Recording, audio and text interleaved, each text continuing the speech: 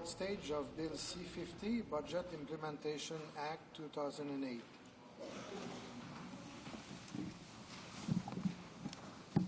There are 20 motions in amendments standing on the notice paper for report stage of Bill C-50.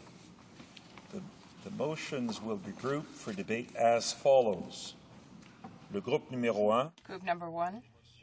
Motions numbered 1 to 5. Motions numbered 6 to 20.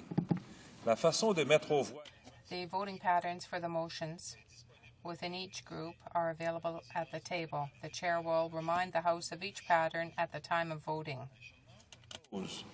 Motions numbered 1 to 5 in Group 1 to the House. Motion numéro 1. Motion numbered 1. Mr. Saint-Cyr, seconded by Ms. Picard, moves that Bill C-50 be amended by deleting Clause 116.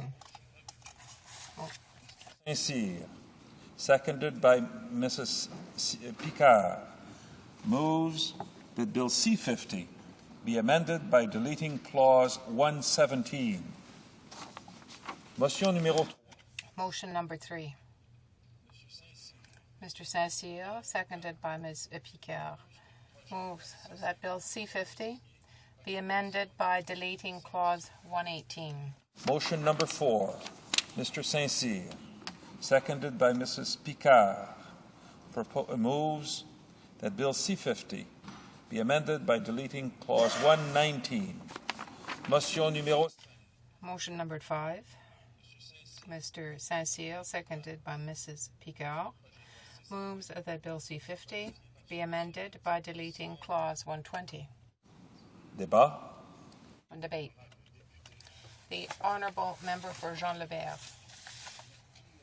Thank you very much, Mr. Speaker. Thank you for giving me the opportunity to speak on this bill that we have before us and on the amendments that I have moved. From the outset, I would like to apologize if you find my voice a bit hoarse today.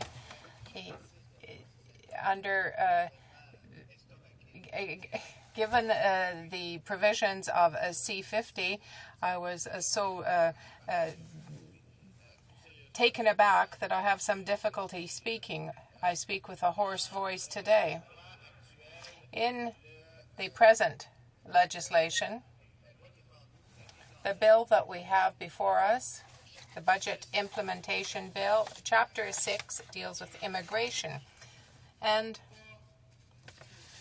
that is going to cause a major change in the immigration system in Canada. We deplore the fact from the very outset that this section is found in a budget implementation bill. There are clauses there that have nothing in terms of financial consideration to be there. The government seeks to debate, to reduce the amount of debate on this issue by dragging in red herrings, by throwing in other subjects to mask what is happening. As parliamentarians, we see that this is a very absurd way that the government is proceeding. When you look at the work in committee, in C-50 in committee, it was the Standing Committee on Finance that dealt with that. And certainly that committee was not, the members of that committee were not experts in terms of immigration. They didn't have the time, the funding, and so on to study in depth that part of the bill. We had to work very quickly, even precipitously, with respect to Chapter 6 of the bill. And in actual fact, we only had a week to hear witnesses and make recommendations. Finally, what can I say? The Finance Committee was not able to take all of these matters individually into account. The debate has not been held throughout Canada and Quebec on this matter. When our witnesses came to the committee, what was said most systematically and frequently was this: they're trying to reform this, major reform, without taking the time to look at the consequences that this will have on our system and the image that Canada will have abroad. The committee reached a conclusion, though. That is that Chapter 6 should be taken out. All the parts dealing with immigration should be taken out of the bill, and that is the nature of the amendments that I am proposing to the House today. Those dealing with citizenship and immigration. I hope that all parties will follow our recommendation. The committee, in its report, indicated that it would be ready to sit with the government, with the minister, to analyze, to work together a true document and to reach consensus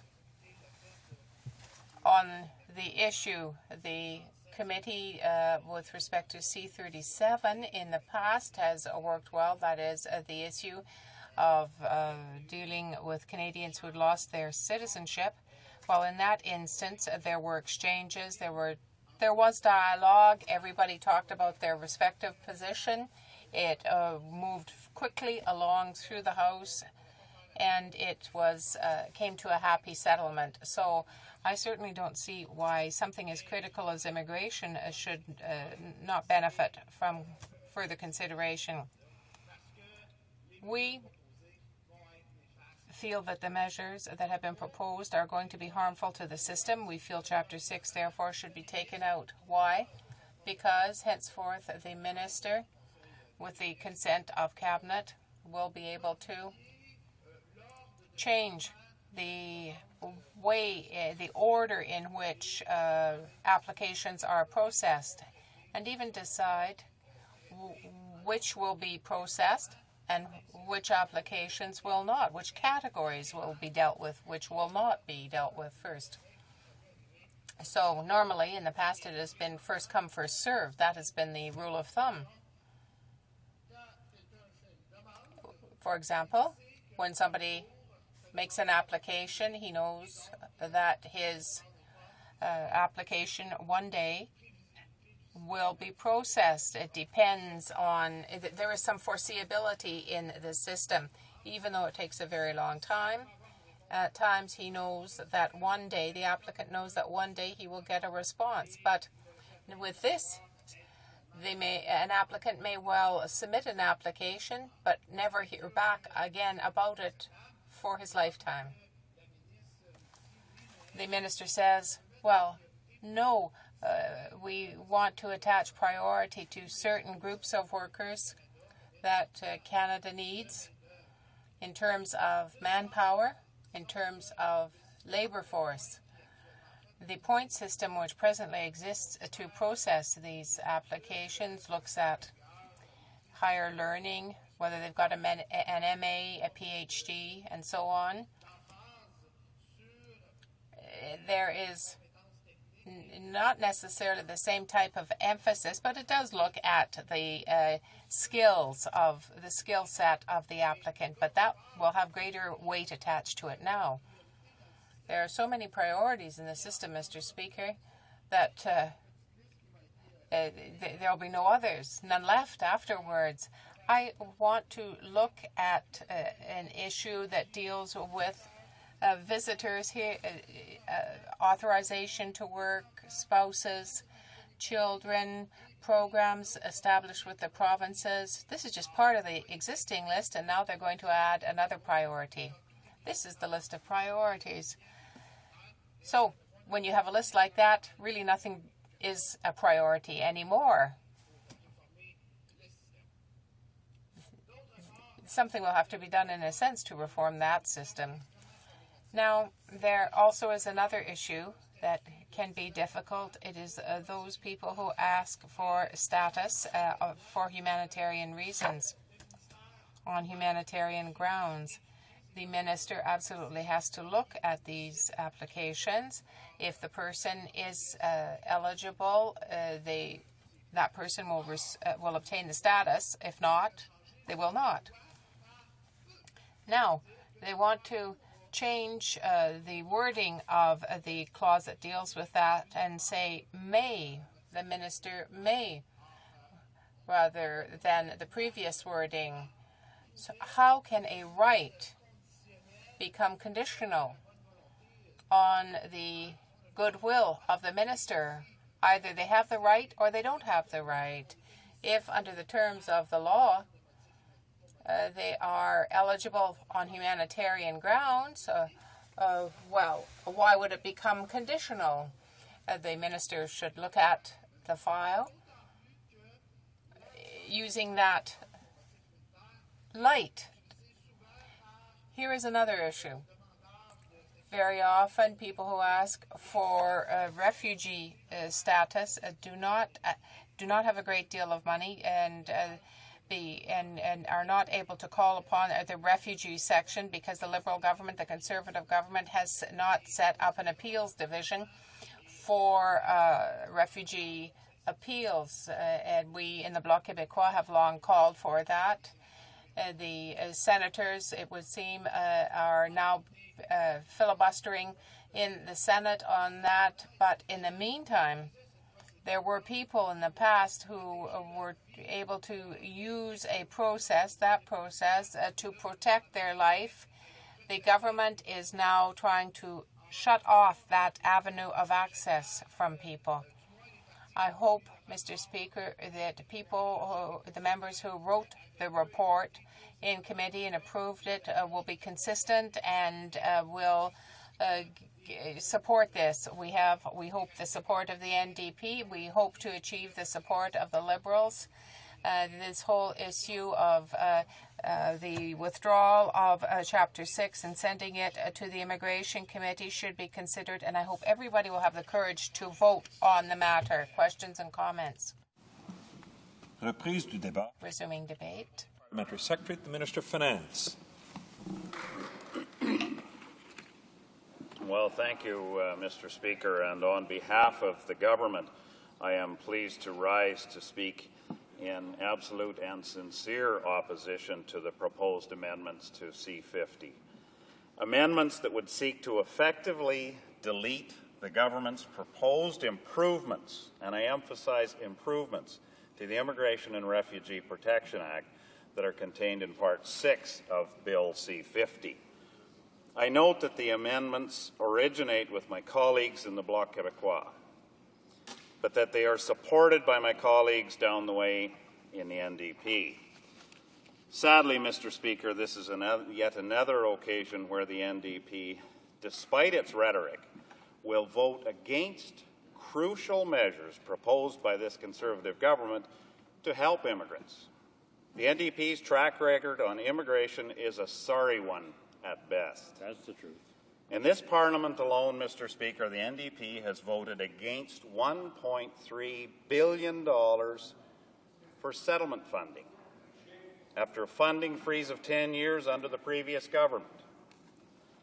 The NDP also voted against the establishment of Foreign Credentials Referral Office. They voted against cutting the immigrant head tax, which our government cut in half, despite the NDP. And the NDP have even voted against providing increased protections for vulnerable foreign workers. Their continued opposition to Bill C-17 is preventing vulnerable foreign workers who could be subject to abuse and exploitation from getting protection that they need and deserve. So despite their talk, Mr. Speaker, the NDP don't step up to help newcomers to Canada. This Conservative government, however, does, and continues to do so with our immigration changes proposed in Bill C-50. Mr. Speaker, our proposed amendments in Part 6 of the Budget Implementation Act address the legislative roots of Canada's broken and overloaded immigration system.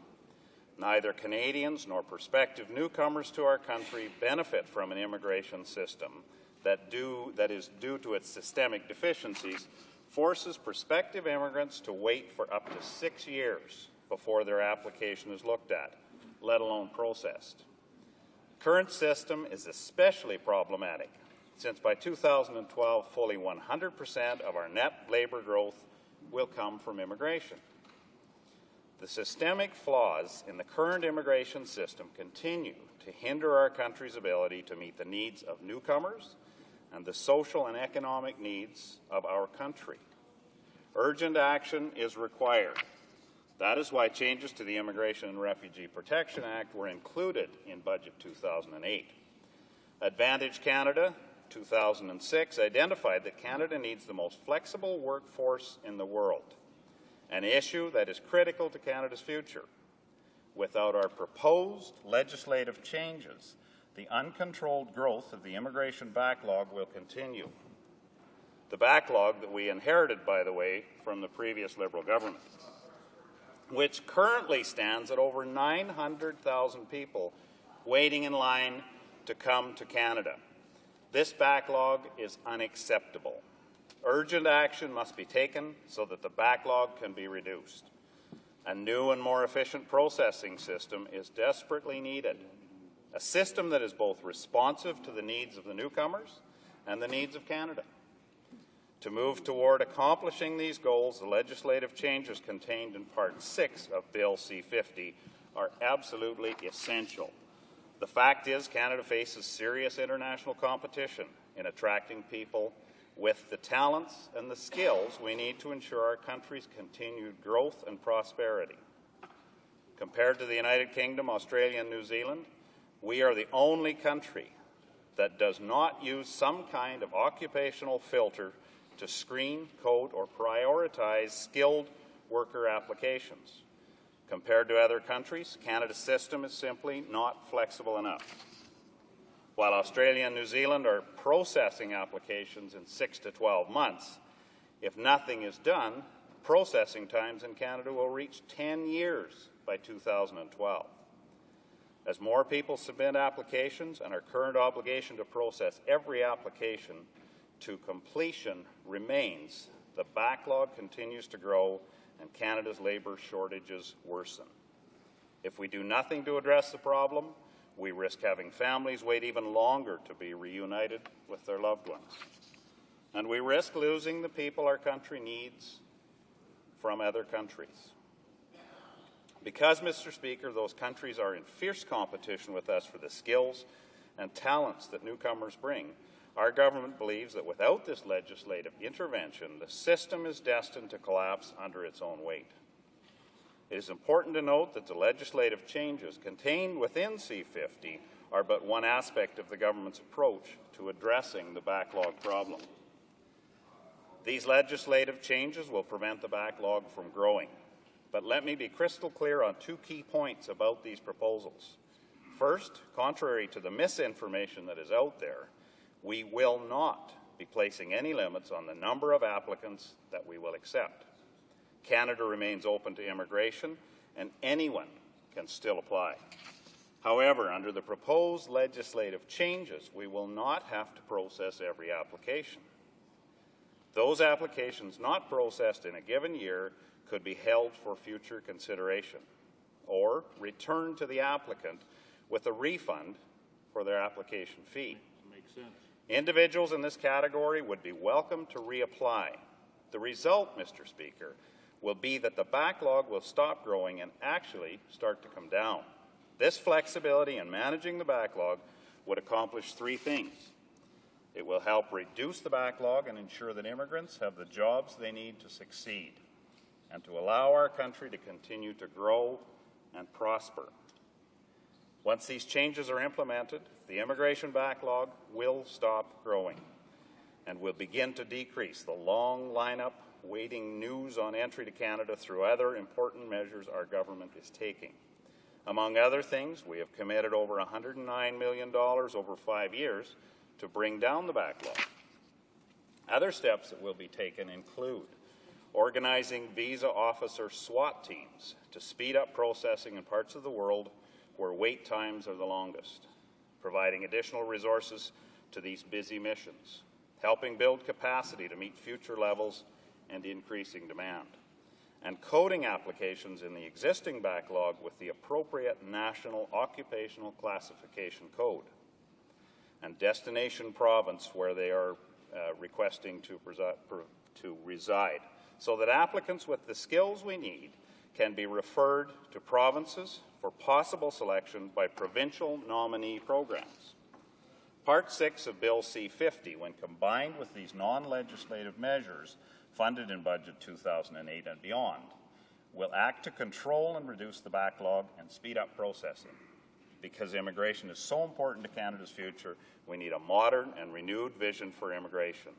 These proposed changes are part of a vision that involves creating a more responsive immigration system, and one that allows us to welcome more immigrants while helping them get jobs they need and build a better life for themselves and their families, because their success is our success. Urgent action is required. Part 6 of Bill C-50 and all of Budget 2008 delivers this much-needed action. I would like to end by expressing my gratitude to my colleagues opposite in the Liberal Party, who have so graciously helped our Conservative government ensure speedy passage of our budget legislation through this House. I'm pleased that the Liberal Party supports our proposed immigration measures and Budget 2008.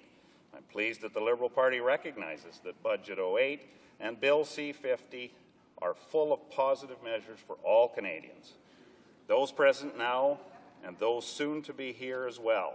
I encourage all members of this House, especially my colleagues in the Liberal Party, to defeat these detrimental amendments to Bill C-50 and continue to work towards its speedy passage, unamended. Thank you, Mr. Speaker. Questions and comments? Questions and comments. The Honourable Member for Brant. Thank you very much, Mr. Speaker. I listened with interest to the member opposite's speech. Just have a fairly blunt question for him. What is his response to those many Canadians who are saying about the new immigration component of the bill? What does he say to those Canadians who are saying, you know, this bill is tantamount to saying to the world, you're good enough to work here in Canada, but you're not good enough to live here, and your family members are not good enough to live here? Because they interpret this provision, Mr. Speaker, as essentially an overemphasis on inviting workers, arguably whom we need, and de-emphasizing our responsibility to keep our doors open to family members. So, simply put, what does the member opposite say with respect to you're good enough to work here, but you're not good enough to live here, and your family members are not good enough to live here? Honourable the Parliamentary Secretary to the Minister of Finance. Well, thank you, Mr. Speaker, and thank you to my honourable friend from Brant for asking that question. But unfortunately, his question does nothing but emphasize some of the false statements that have been made in this House and outside this House. Mr. Speaker, I've spoken to many people that want to come to this country, people that sincerely want to come to this country, people that recognize that the system is broken, that these improvements that we are going to put in through this legislation will actually help reunify families. As a matter of fact, Mr. Speaker, I was in Cairo just last weekend, and on Sunday morning I drove by the Canadian Embassy. There was a lineup of Egyptians that wanted to come to Canada. This is just one example, Mr. Speaker. There was a huge lineup. There was nobody standing at the front door, but we have a special immigration door. That's how seriously people want to come to this country. They recognize the strength of this country. They recognize the opportunities in this country. They want to come here. But what have we done to them in the past? We've stuck them at the end of a line almost a billion people long. Almost a billion people, over 900,000 million, pardon me, the B word. So used to talking in B words, listening to the opposition suggestions of what the carbon tax is going to cost Canadians, so that's where my billions come from. But, Mr. Speaker, that is a fact. Many people want to come to this country. Many, many people. This piece of legislation will actually break the back of a broken system and bring us to a system that will help. Questions and comments. The Honourable Member for Jean Lebert. Mr. Speaker, the Parliamentary Secretary's answer illustrates why this chapter should not be in the bill. Despite his goodwill, he's not familiar with the files, so he's saying just about anything. Applications for family reunification are separate from other immigration applications. They're processed separately, so this will have no impact on family reunification. And if you put people to the back of the line and then bring them back to the front of the line, this changes everyone's position in the line. And take someone who's at the back of the line and push that person to the front of the line doesn't reduce the length of the line. Does the Parliamentary Secretary not realize that these provisions have no impact on the backlog? Minister of Finance. Well, Mr. Speaker, these provisions are to look to the future of how we can improve the system. We've put in measures. We're increasing the number of people in the field that can process the backlog. It's very unfortunate that our government inherited such an incredibly large backlog, and I go back and make sure that I remind them it's almost a million, not a billion. These improvements that we're going to make will process new applications to help us give time to focus on the backlog that the Liberals left with us. The Honourable Member for Vancouver East. We have less than a minute for both the question and the answer. Mr. Speaker, I'd like to ask the Parliamentary Secretary that if these changes are so important, why are they buried in a budget bill? It's quite scandalous that Bill C-50, which is the budget bill, when it came in, we suddenly found that there was... The Parliamentary Secretary, equal time. Well, thank you, Mr. Speaker, and I noticed that the Honourable Member used the term scandalous. I think I referred to some of the scandalous voting record of the NDP, how they voted against anything that this Conservative government has wanted to put in place to help immigrants, to welcome them to this country, to actually put funding in place to bring them to... Resuming debate, the Honourable Member for Markham, Unionville.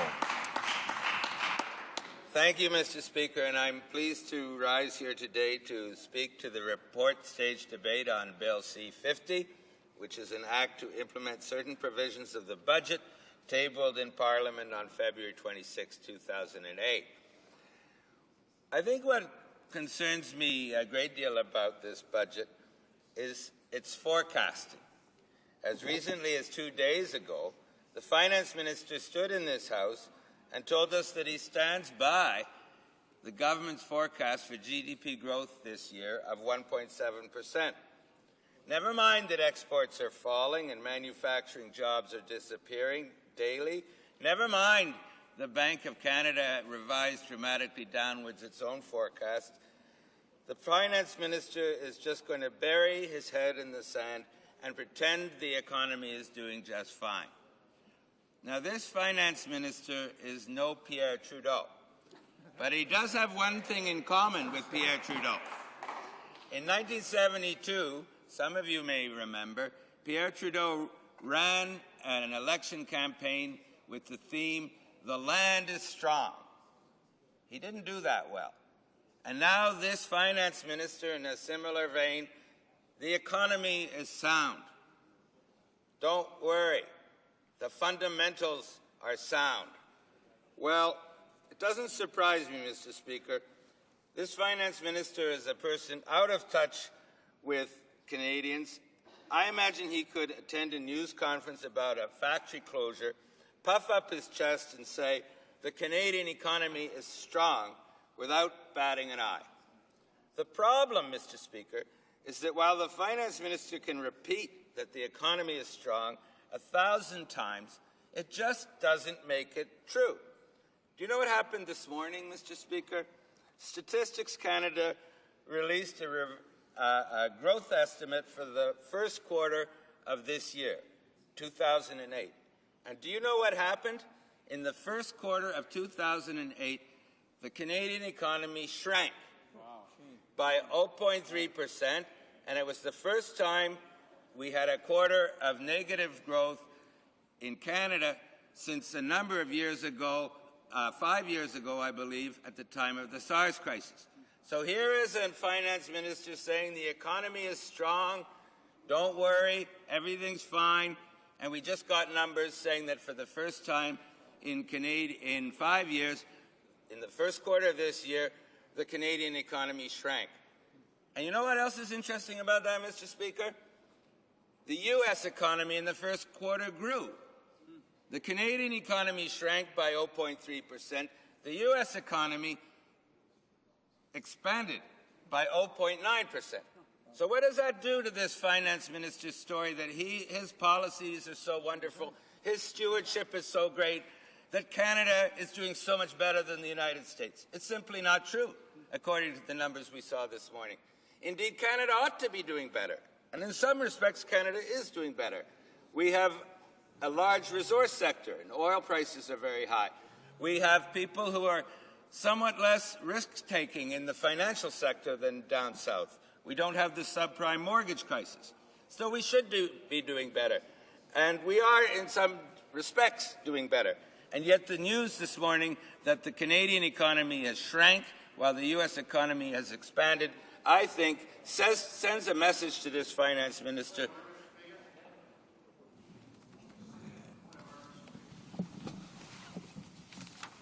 The honourable member for Ancaster, Dundas, Flamborough, Westdale is rising on a point of order. Mr. Speaker, I believe that the debate at this present time is on the amendments, and I think the honourable member would be good to keep his comments based on what is germane to the debate, Mr. Speaker.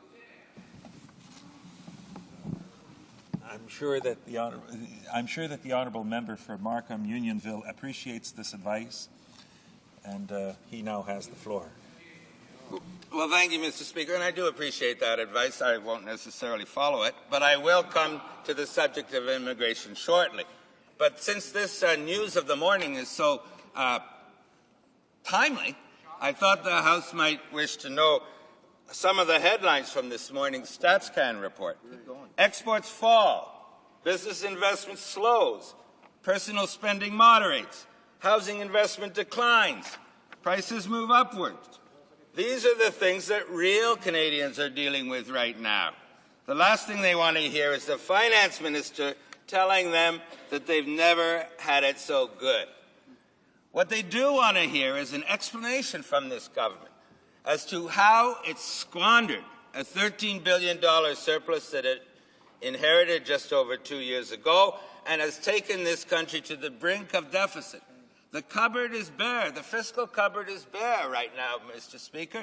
Some experts are saying we're already in deficit. And it wouldn't be the first time that this finance minister hit a deficit and pretended he was in surplus. But whether we're in deficit or just a SARS crisis away from deficit, the fact of the matter is that this government overspent when times were good, leaving nothing in the cupboard when times, as the StatsCan report this morning suggests, when times are bad. A prudent finance minister would have spent less when times were good, leaving more money available right now when times are bad with which to support the economy. But this finance minister's stewardship has been so bad that just at the moment when the Canadian economy needs support, he has no money unless he wants to go back into deficit. Now, I wouldn't be terribly surprised if he did go back into deficit. That's what the Ontario government did when he was a senior minister. Indeed, they pretended they had a balanced budget. They ran an election on a balanced budget. But when they lost that election in 2003 and Dalton McGuinty called in the auditors, lo and behold, the auditors discovered that there was, in fact, a $5.6 billion deficit. So I am wondering, since this government acknowledges it's right on the brink of deficit, whether the experience of Ontario might be repeated and it finds that, and indeed we might already be in deficit, but a deficit hidden by this government. On the question of immigration, the parliamentary secretary is entirely wrong when he says that the Liberal Party supports the government amendments on immigration. as my colleague pointed out recently, the fact of the matter is that this government is changing the picture of an immigrant from a person to a commodity. And the fact of the matter is that if you don't put substantial new resources into immigration, which this government is not doing, that implies if you fast-track one group, by definition, you slow-track another group. And so the parliamentary secretary can talk all he likes about people lining up in Egypt to come to Canada. The fact of the matter is that fewer of those people will be able to come to Canada under the government's rules than would have been able to come to Canada under the previous rules, because they're fast-tracking economic immigrants, and given that the resources are pretty well constant or a very modest increase, by definition that implies that they are slow-tracking family unification.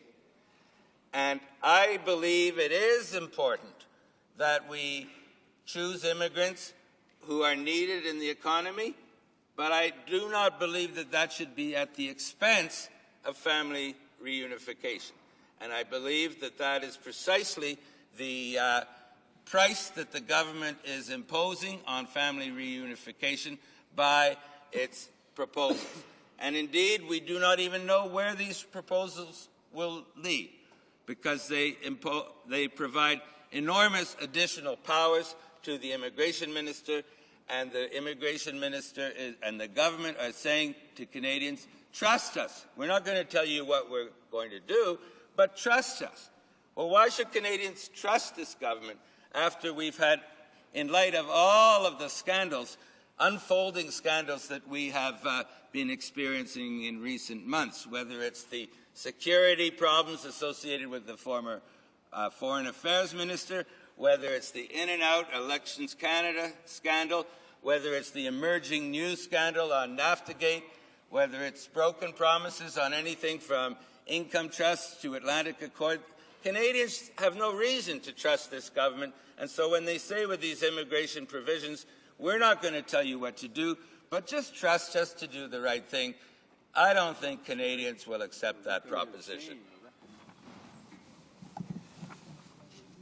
Questions and comments? The honourable member for Caribou, Prince George. Well, thank you, Mr. Speaker. And my first thought is, God help us if the Liberals were in government at this time when this country is facing some economic challenges from outside the country and throughout the global marketplace. This member from Markham has flip-flopped not one, but at least 3 times during his speech. On the one hand, this Liberal government is being so dishonest with this House, with the Canadian people, this Liberal Party, former government, and that's why they are, Mr. Speaker, are being so dishonest with Canadians. First of all, they say they have all kinds of criticism about our budget, and yet they vote for it, Mr. Speaker. That's dishonest. Secondly, this member, among all members of the Liberal Party, should know that there is a direct correlation between a low tax regime and a buoyant economy, and a direct correlation between a high tax regime and a struggling economy.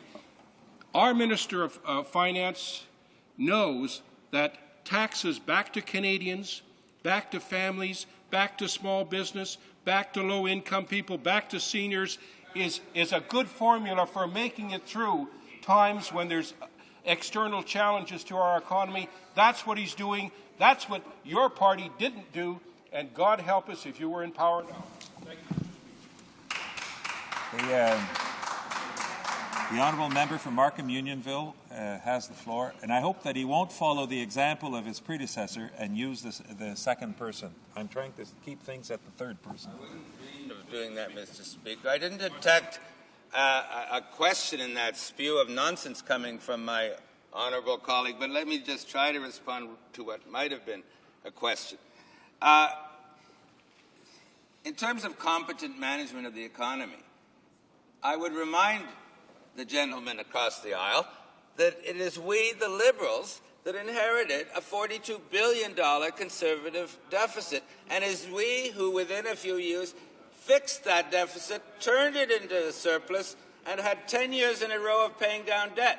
And it is that party who inherited a magnificent $13 billion surplus from the previous Liberal government and proceeded in the space of just over 2 years to spend like crazy when times are good, thereby shrinking that $13 billion surplus to $1 or $2 billion, far less than the contingency reserve that Liberals maintain. And this is incompetent economic management in the extreme, Mr. Speaker, to spend like crazy when times are good, leaving nothing available to support the economy when times become bad, as we saw in the Statistics Canada report just this morning. Questions and comments? The Honourable Member for Western Arctic. Well, thank you, Mr. Speaker. And I enjoyed the speech by my colleague across the way, and he may have touched in some ways on why the Conservatives have included the immigration business in the budget. On the budget seems to be a document that deals dishonestly with figures. Well, they're dealing as well dishonestly with the figures in when they're talking about the impacts on immigration that they're going to achieve with this particular set of amendments that they've proposed. Does the honourable member not agree that we need decisive action to reduce the wait list, not this reconfiguration of the rules to change the basic nature of our immigration system? The Honourable Member for Markham Unionville. Well, thank you, Mr. Speaker, but I didn't detect a question in those comments. L'honorable député de Jeanne Lebert. The Honourable Member for Jeanne Lebert. Thank you, Mr. Speaker. I have a very simple question. At the Citizenship and Immigration Committee, we voted against this motion. Another committee abstained this time round. Will the party have the courage to stand up and vote in favor of my motion, or are they going to remain seated? There are 30 seconds remaining for the member's response. The Honourable Member, that doesn't give me much time to answer the question. A question as important as that, all that I can say in my 30 seconds is to repeat the fact that we believe that the government policy on immigration is not good for the reasons that I gave earlier. Thank you very much, Mr. Speaker. I'm pleased to have the opportunity to rise in the House today to speak on the report stage amendments for Bill C-50, and I thank my colleague from the bloc for bringing them forward, because the NDP also supports these motions that would delete clause 116, 117, 118, 119 and 120 from Bill C-50. And the first point that I want to make, Mr. Speaker, is that it's really quite outrageous that here we are debating a budget bill, which of course is a core of any government's agenda, and within that government bill, that budget bill, there are significant changes to our immigration system. And there's no question that the Conservative government tried to sort of quietly slip through the back door these major changes in a budget bill, and I think they've been probably quite astounded by the reaction in the Canadian public and in communities across Canada. And in fact, they're so worried about the backlash that these changes, proposed changes, will contain, that they've now gone to the extreme of running advertisements in ethnic papers across the country, even before this bill has been approved. That's something that's quite unheard of, to put out propaganda and information about a bill that hasn't even yet been approved. So I think it's very good evidence of the concern that they have, that the message that they hoped that was getting out there, that they were somehow fixing the immigration system, is very far from the truth. And in fact, what we're dealing with in this budget bill are significant changes to the immigration system that will undermine the kind of process that we've had in this country for dealing with for immigration and refugees. Now, Mr. Speaker, one of the deletions that's been put forward for the bill today deals with Section 116.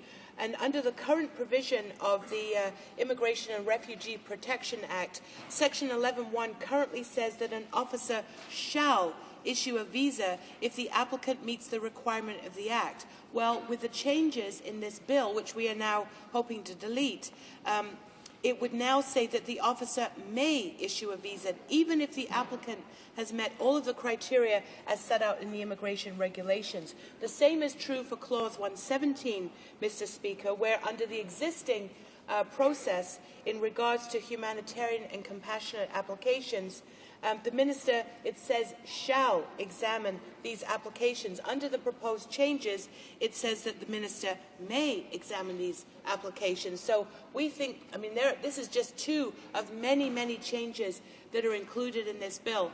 We think that they're very substantive, and we think it's quite shocking that these immigration changes would be contained within a budget bill. It should be part of a standalone bill. It should have gone to the Immigration Committee. It should have had hearings through the immigration process so that people could comment on it. But none of that has happened because this government, by stealth, is trying to put these changes through in a budget bill. And I have to say, I listened with some surprise to the Liberal member, the member from Markham Unionville, when he spoke so vociferously against the budget bill and against these changes, and yet we know they're going to support it. I mean, how does one reconcile this, that you get out there and you hammer the bill and you say how bad it is, and in committee, when you have a chance to vote, you vote with the government, and here in the House, when they have a chance to vote against the government, they either sit on their hands or they don't show up, they don't bother to vote, and the same will now be true of these immigration changes. Is it any wonder that people feel so disillusioned about the official opposition as they are about the government? Here they are, hand in glove, working together to get through these significant changes. So, Mr. Speaker, I'm very proud that in the NDP we have taken a strong position, not only against the budget bill on the provisions as a budget bill, but also because of these immigration changes that are included.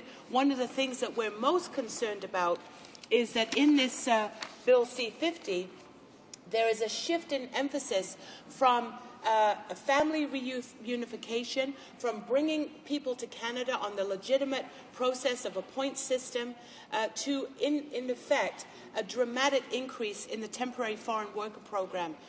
We've seen more than 100% increase in the number of applications and people being processed through this system.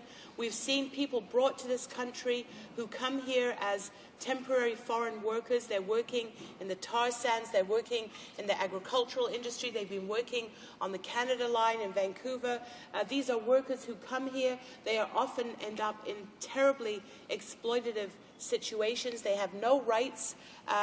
In some situations, we've had cases where workers have been paid less than the minimum wage for the work that they've been doing, and it's only because of the advocacy within the labour movement that some of these cases have been taken up and brought forward before the Labour Relations Board. So, Mr. Speaker, we're very worried that the changes in this Bill C-50, including the immigration changes, are basically giving a signal for this very dramatic change in the way immigration will work in Canada. Historically, we've seen an emphasis on family reunification. In fact, in the immigration website, on the Government of Canada website, it was always listed as one of the key goals for our immigration policy. Somehow that's disappeared. It's not even on the website anymore. So this should be sending off alarm bells for people. We do know that organizations across the country, for example, the Canadian Bar Association says that Bill C-50 would return Canada to a time when visas were given out on a discretionary basis without sufficient objective criteria, said Stephen Green from the Canadian Bar Association. The YWCA in Toronto has called on this government to not proceed with these dramatic changes for immigration under Bill C-15. I know in my own community of East Vancouver, where we have many people who are recent newcomers to Canada. They came through the immigration system. We have many organizations that work as advocates and help people with their processing for immigration.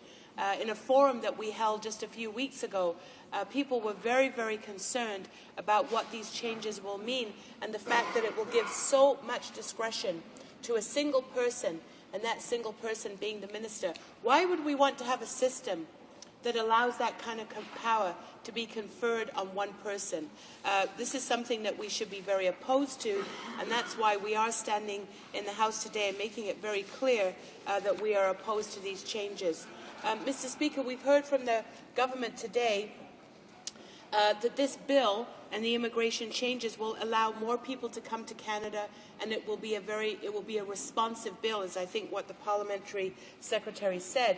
And we're also told that somehow that these changes will deal with the backlog of 900,000 people who are waiting to come to Canada.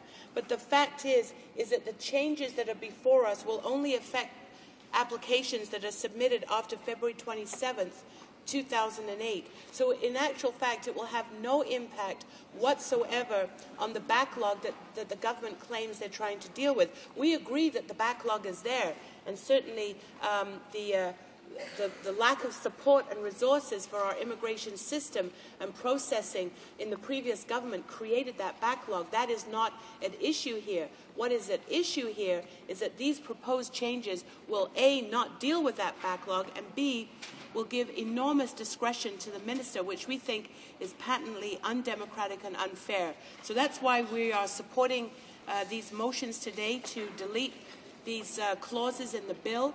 We will have other deletions as well later on today, and we hope that this bill will be defeated. And I would implore to the Liberal members across the way that they should rethink their position. You know, they can't go out there and tell people they're opposed to these changes, they're opposed to the budget, and then come back into the House and vote for it and give the Conservative government a majority in that regard. This is something that is quite unconscionable, so maybe they need to rethink their position. Thank you, Mr. Speaker. Questions and comments? Questions et commentaires. The honourable member for Northumberland, Quinte West. Mr. Speaker, I listened intently to the member as she spoke about what she claimed was propaganda. I haven't heard more propaganda, as much propaganda in a short amount of time as I've heard from her. And let me tell you about propaganda. She says, oh, the government by stealth is bringing in C-50. But just before that, she said how we were advertising in newspapers some of the changes we want to bring in. So how could we be going by stealth and advertising in the newspapers? But I guess that's NDP propaganda. Also, Mr. Speaker, this member and her party voted against every single budget this government's brought in. Budgets that have helped seniors, budgets that have helped homeless people, budgets that are helping veterans today. Low-income Canadians, Mr. Speaker, she voted, her party voted against low-income Canadians. 600,000, more than 600,000 low-income Canadians have been taken off the federal government tax rolls, and yet she and her party claim to be for the working class. Yesterday, Mr. Speaker, yesterday we were discussing her leader's bill. I believe it's C-377. That bill, the CAW, people who are working in the auto industry, people who are trying to earn a livelihood that live in the auto parts industry in my riding, are fearful of that bill. We heard from witnesses on the committee, on the Environment Committee, witnesses who came in from that industry and said that bill that is trying to be brought in by her leader is going to kill their industry, an industry that's already in trouble in our province, one of the hugest income generators in our province, and her part. So Mr. Speaker, through you to ask her, how can she say some of the things she's saying when in some parts of her statements she's arguing against herself in the other part? Like, there are words for that, but they're unparliamentary, Mr. Speaker, and I'd like her to respond. The honourable member for Vancouver East. Well, Mr. Speaker, I'd be delighted to respond. And let's just look at what happened here. The fact is that this government brought in a budget bill and tried to sneak through significant immigration changes in that bill. You know, for decades, immigration changes would have taken place through an immigration bill.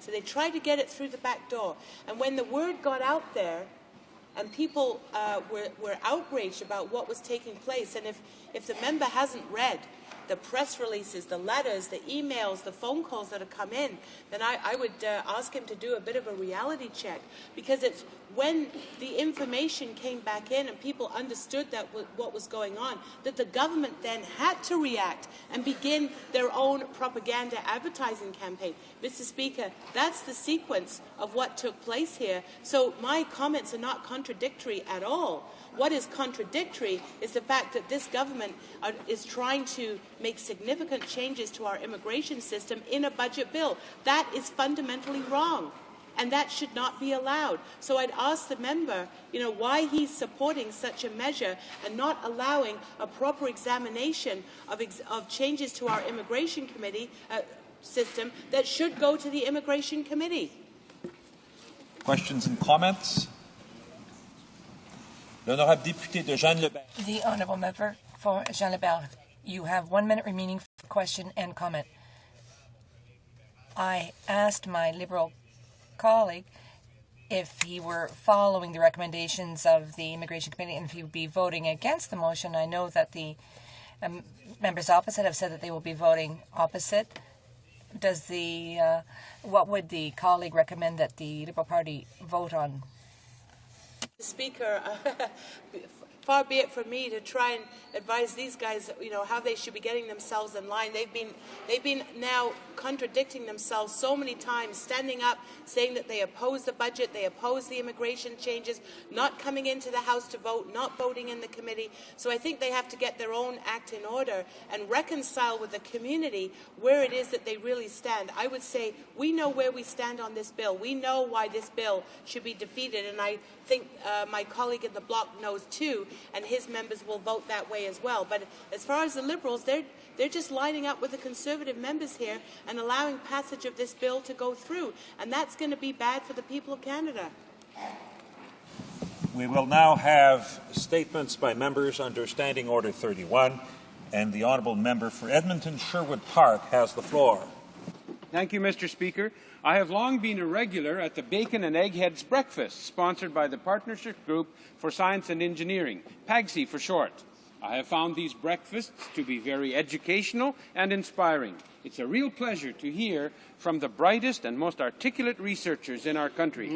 PAGSI is a cooperative association of more than 25 national organizations in science and engineering, representing approximately 50,000 individual members from industry, academy, and government. It was formed in 1995 at the invitation of the Academy of Science of the Royal Society of Canada. Here are just a few of the topics that have been covered in the past: understanding the brain, bionic limbs, preparing for the next pandemic, nanotechnology, fighting cancer with food, building the car of the future, idea by idea, wind power, fuel cell technology. The list goes on. I invite members to visit pagsi.org for more information. I invite also... For Cape Breton, Canso. Thank you, Mr. Speaker. Last weekend, the Savoy Theatre in Glace Bay played host to one of this country's musical treasures. The Amadeus Choir of Toronto, under the direction of Glace Bay's own Dr. Lydia Adams, treated concert-goers to an incredible evening of music and entertainment. There was one tune, however, that struck a sour chord with all in attendance, and that was the concern people expressed for the cultural institutions of this country. The cutbacks to CBC2 and the elimination of the CBC Radio Orchestra is further proof that the Conservative government holds in contempt both the National Broadcaster and the Broadcast Act. Programs like Young Performers and Young Composers competitions, which have proven crucial to venues for the upcoming artists and composers, have also been cut. Canadians expect much from their national broadcaster, and they want a radio which engages their minds and inspires them to greater thought and creative expression. It is clear that the government is intent on stifling higher thought and argument in this country and has the CBC clearly in its sights. Rest assured that the Liberal Party will stand up for this country's institutions and diverse needs of Canadians.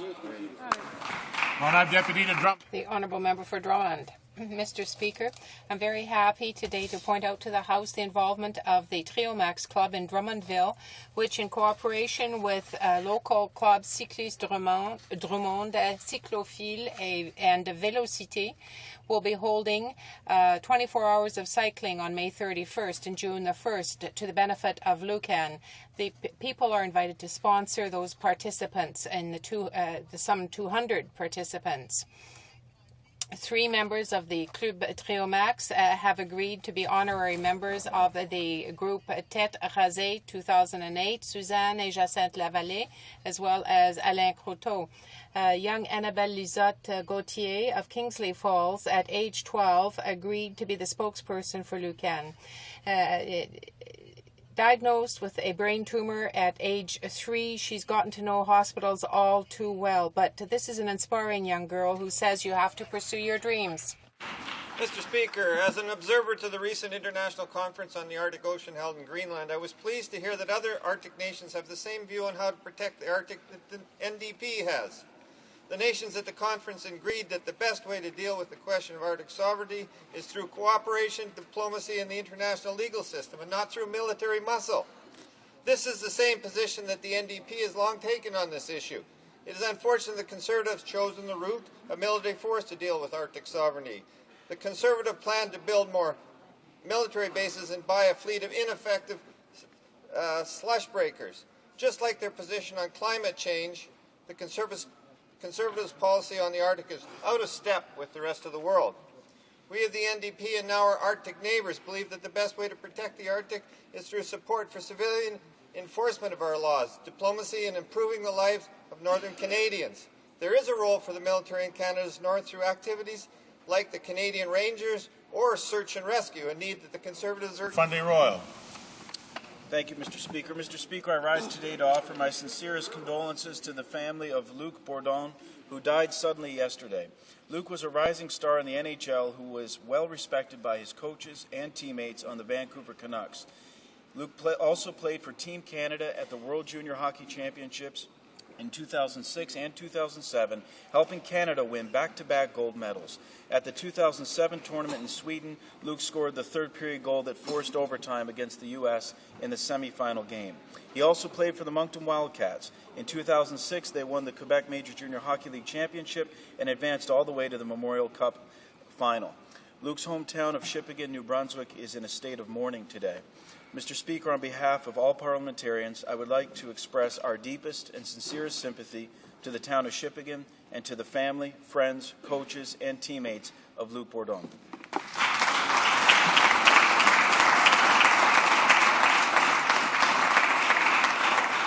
honourable member for Ottawa-Vanier. Mr. Speaker, earlier this month, the Auditor General of Canada reported on the state of our official residences, including 24 Sussex Drive. The National Capital Commission estimates that rehabilitating the property would cost about $10 million and would require full access to the residence for up to 15 months. In 50 years, there have been no renovations of significance at 24 Sussex, except for some roofing work a few years ago. As member for the Ottawa-Vanier riding, where 4 of our official residences can be found, I think it is my duty to urge the Prime Minister and his family to take into account the NCC recommendations, because 24 Sussex belongs to all Canadians. Now that the Auditor General has spoken, I invite members of all parties to act respectfully and support the Prime Minister and his family if they decide to let the NCC do its work. This is a question of good management of our heritage and also a matter of national pride. The Honourable Member of Lotbinière, Chute de la Chaudière. Mr. Speaker, I read with great satisfaction that things were changing for the better in Shawinigan, that has been hard hit recently by the closure of La Bellegault and the loss of 500 jobs. $1 million fund from Economic Development Canada is going to be there to help the people in that area. There have been many applications to create and grow business. These projects have generated investment of some $18 million and created some 1,000 jobs, twice the number of jobs that were lost. Shawinigan is going to create its own future, freeing itself from the ill-advised policies of Jean Chrétien in the own region. The Liberals should be red-faced with shame because Shawinigan was reduced to a single industry town. The Bloc is doing nothing at all. The member for Saint-Maurice-Champlain is doing nothing like his party. They can't do anything at all. The Conservative government is a true partner for businessmen, and through its programs, they will meet the needs of the area. Deputy de Verchères-les-Patriotes.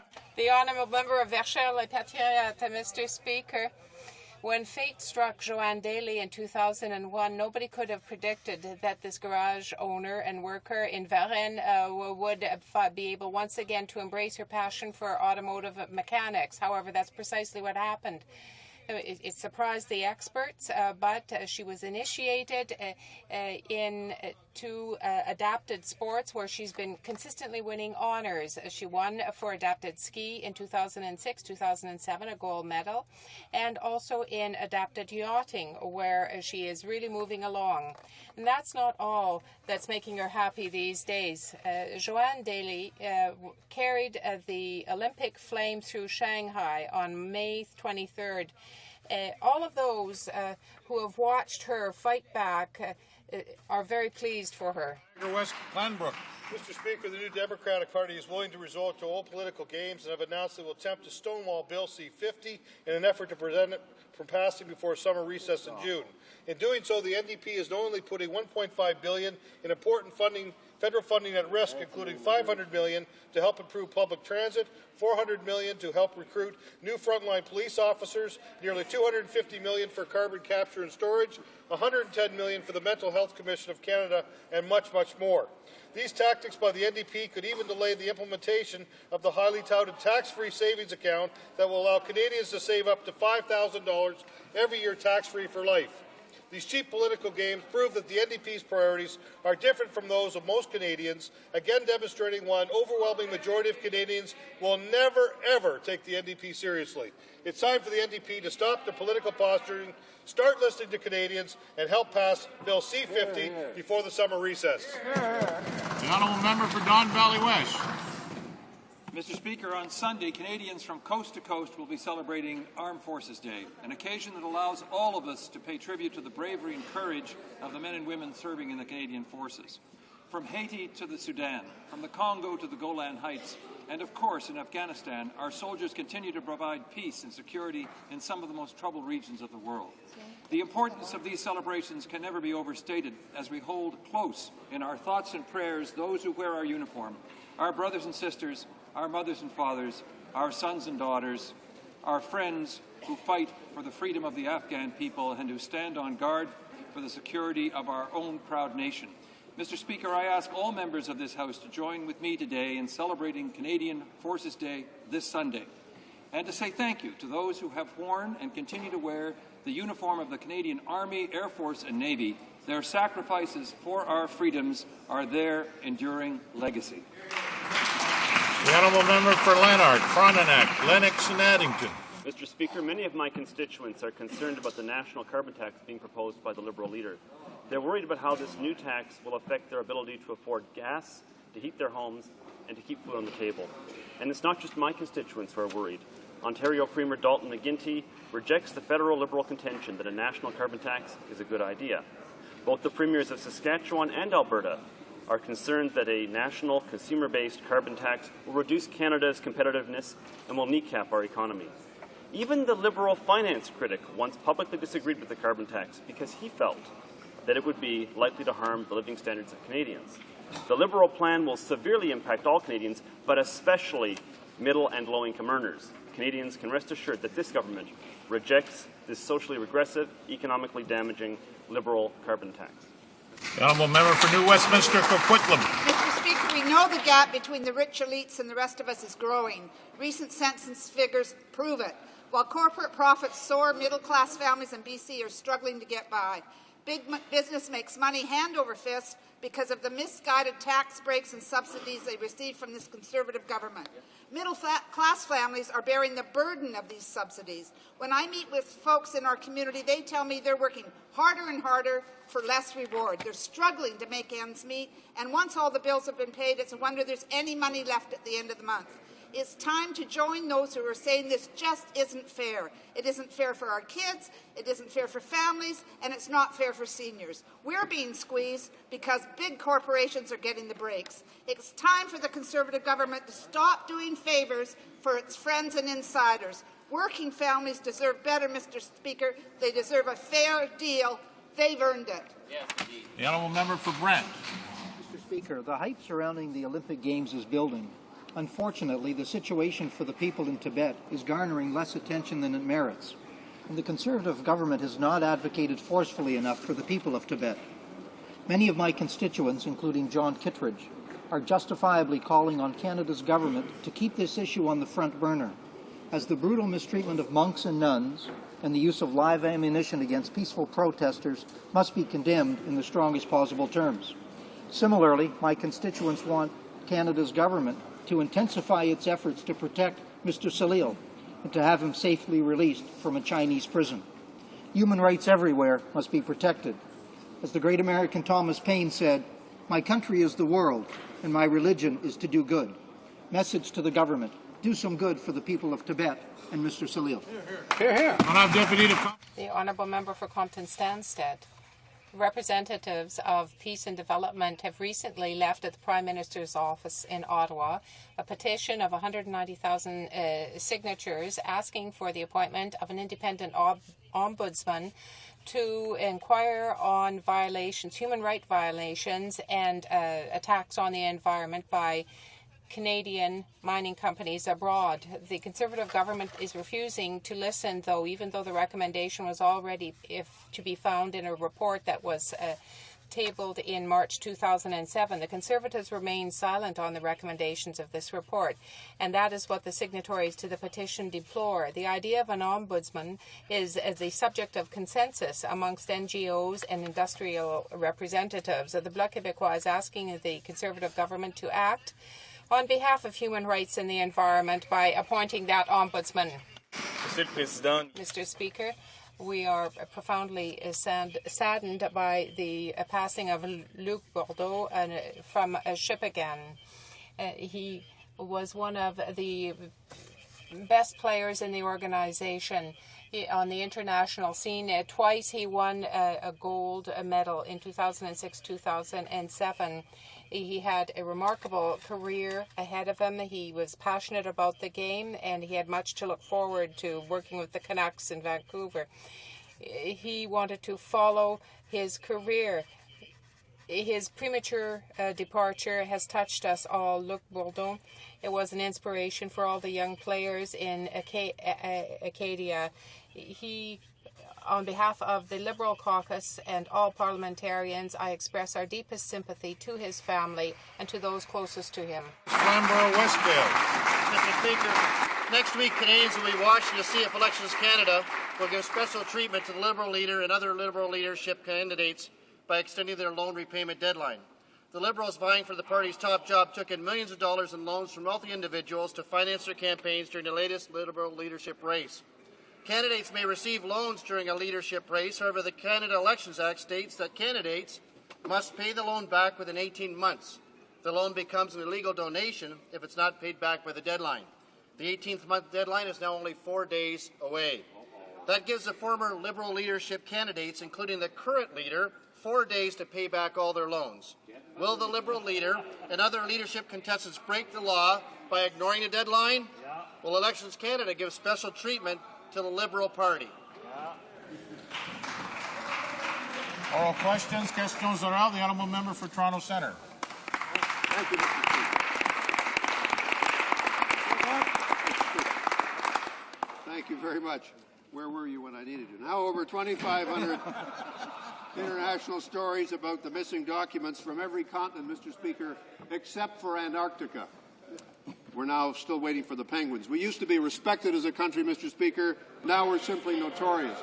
Given these facts, Mr. Speaker, I wonder how can the government justify its refusal to call an independent inquiry when we still have absolutely no explanation, no satisfactory explanation for the 7-week gap in reporting missing classified documents? The Honourable Government House Leader. Well, Mr. Speaker, the honourable member has heard me refer several times to the fact that there is, in fact, a review of the matter taking place. It is being conducted by Foreign Affairs and International Trade by the Department to determine if there are any concerns that remain with regard to the documents that were left in an unsecured location. Those documents were, of course, returned to the government, and it was recognized that they were the property of the government. In conducting their review, the Department of Foreign Affairs can, of course, draw on the other resources of government that they need, whatever agencies necessary to assist them. Honourable Member for Toronto Centre. Mr. Speaker, the minister who just answered well knows, and every Canadian well knows, that it's a basic principle of natural law that no one should be a judge in their own case. With respect to the Department of Foreign Affairs, we don't know whether officials were involved in not reporting classified documents that were missing. We don't know whether there were officials in the minister's office who were involved in not reporting classified documents. Surely the minister understands a very simple distinction between an administrative review carried out by officials who may in fact be implicated in some of these questions and an independent inquiry which in fact has... Honourable Government House Leader. Well, Mr. Speaker, the error in this case is a quite clear one. It's the error of leaving documents in an unsecured location. And in this case, actually, the individual was his own judge of his own conduct, and that's why that member from Beauce, when he was minister, submitted his resignation, passing judgment himself as judge, and it was the correct judgment, and that's why the Prime Minister accepted that resignation. So judgment was rendered. The outstanding issue is the one of security concerns, and that's one that is legitimately the issue of the Department of Foreign Affairs. It is their job to assess those facts. It's not their job to pass that on to someone else. Honourable Member for Toronto Centre. Mr. Speaker, the government continues to refuse to answer a simple question. We've been asking it for some weeks now. It's a simple question, and the government persists in refusing to answer. It's a very simple question. Why not have an independent inquiry which would have the authority to speak with witnesses, to speak with everyone, and give a fully independent report so that all Canadians would be satisfied with the results? We don't understand. Well, the questions for several weeks have been about a personal relationship. We don't intend to have a public inquiry into a personal relationship. The question of the documents that were left in an unsecured place only arose this week on Monday. They've only asked questions about that since Monday. So certainly they haven't been asking questions about that for a long time. With regard to those, we are conducting a review through the Department of Foreign Affairs, and that's the appropriate way that this should be handled. The Honourable Member for Notre Dame de Grasse Machine.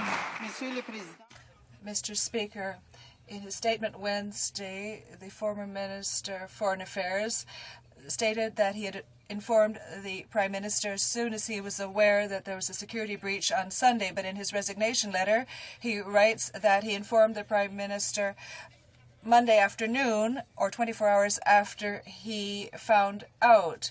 These are the only statements made by the former minister since his resignation, and both cannot be true. So which one is false? Well, we've stated quite clearly what the truth is. The Prime Minister became aware on Monday afternoon of the fact that documents had been left in an unsecured place, that the breach had occurred. At that time, the Minister of Foreign Affairs tendered his resignation, and that resignation was accepted. The Honourable Member for Notre Dame de Grasse Lachine. Government fails to get its facts straight, Canadians start to believe they're being sold a bill of goods. Exactly. So let's try it again. Will the government finally admit the Prime Minister was well aware of the security breach on Sunday, 24 hours before he alleges? And will it also admit it's not credible that NATO documents were missing for 7 weeks without the Privy Council office even noticing? Or are they going to persist in spinning false versions of events to cover up the Prime Minister's lack of judgment? Honourable Government House Leader. I will not tell the House that the Prime Minister was aware of this on Sunday, because that would be lying to this House. The truth is the Prime Minister became aware of the problem with the documents on Monday afternoon of this week. That's when action was taken, immediately. The Honourable Member for Joliette. Mr. Speaker, the issuing of a special green passport or red diplomatic passport to Julie Couillard when she accompanied the former Foreign Affairs Minister is in the public domain and is of public interest. If she was given a passport, it means that there was an investigation or inquiry, and that would mean that the Prime Minister was aware of her shady past. Will the Government House Leader tell us that Julie Couillard, as the companion of the former Minister of Foreign Affairs, did she have a red or a green passport? Yes or no? Passport Canada rules are clear. To obtain a diplomatic passport, one has to be legally married or in a legally recognized common-law spousal relationship. Now, in an entirely unrelated matter, I do notice that the opposition is very interested in the personal lives of the former Minister of Foreign Affairs. I'm loath to go there, but I will observe that the former Minister of Foreign Affairs was not in a legally married or legally recognized common-law spousal relationship when he was Minister. The Honourable Member for Joliette.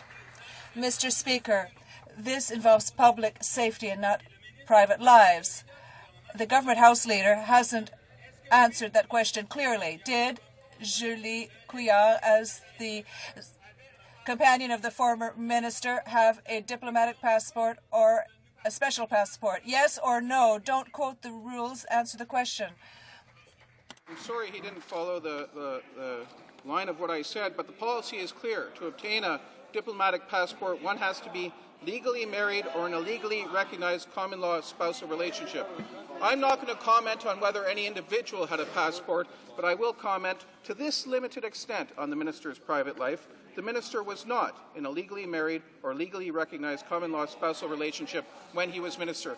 I'm sure the member can follow that logic. Honourable Deputy Drummond. The Honourable Member for Drummond.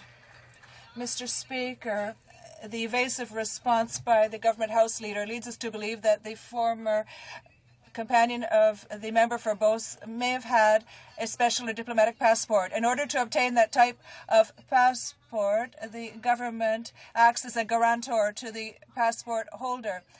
And there would have been an inquiry. Will the government House Leader state that the truth was hidden in saying that they didn't know about her shady past, and they continue to want to keep this from everyone? To obtain a diplomatic passport, one has to be legally married or in a legally recognized common-law spousal relationship. In an unrelated matter, the Minister of Foreign Affairs previous, the member from Beauce, when he was Minister of Foreign Affairs, was not at any time in a legally married or legally recognized common-law spousal relationship with anybody. Therefore, the Honourable Member for Vancouver, the Honourable Deputy Drummond. The Honourable Member for Drummond. We know that she had a badge that said that she was a member's spouse, and we know that the documents that Julie Couillard had in her possession for a number of weeks contained notes on foreign diplomats who were part of NATO, and these are considered classified documents and considered very important by the Prime Minister himself, and these were left in the hands of a woman with a shadowy past. Since this is making headlines around the world, how can we explain that Julie Couillard had access to highly confidential information on foreign diplomats? How will we explain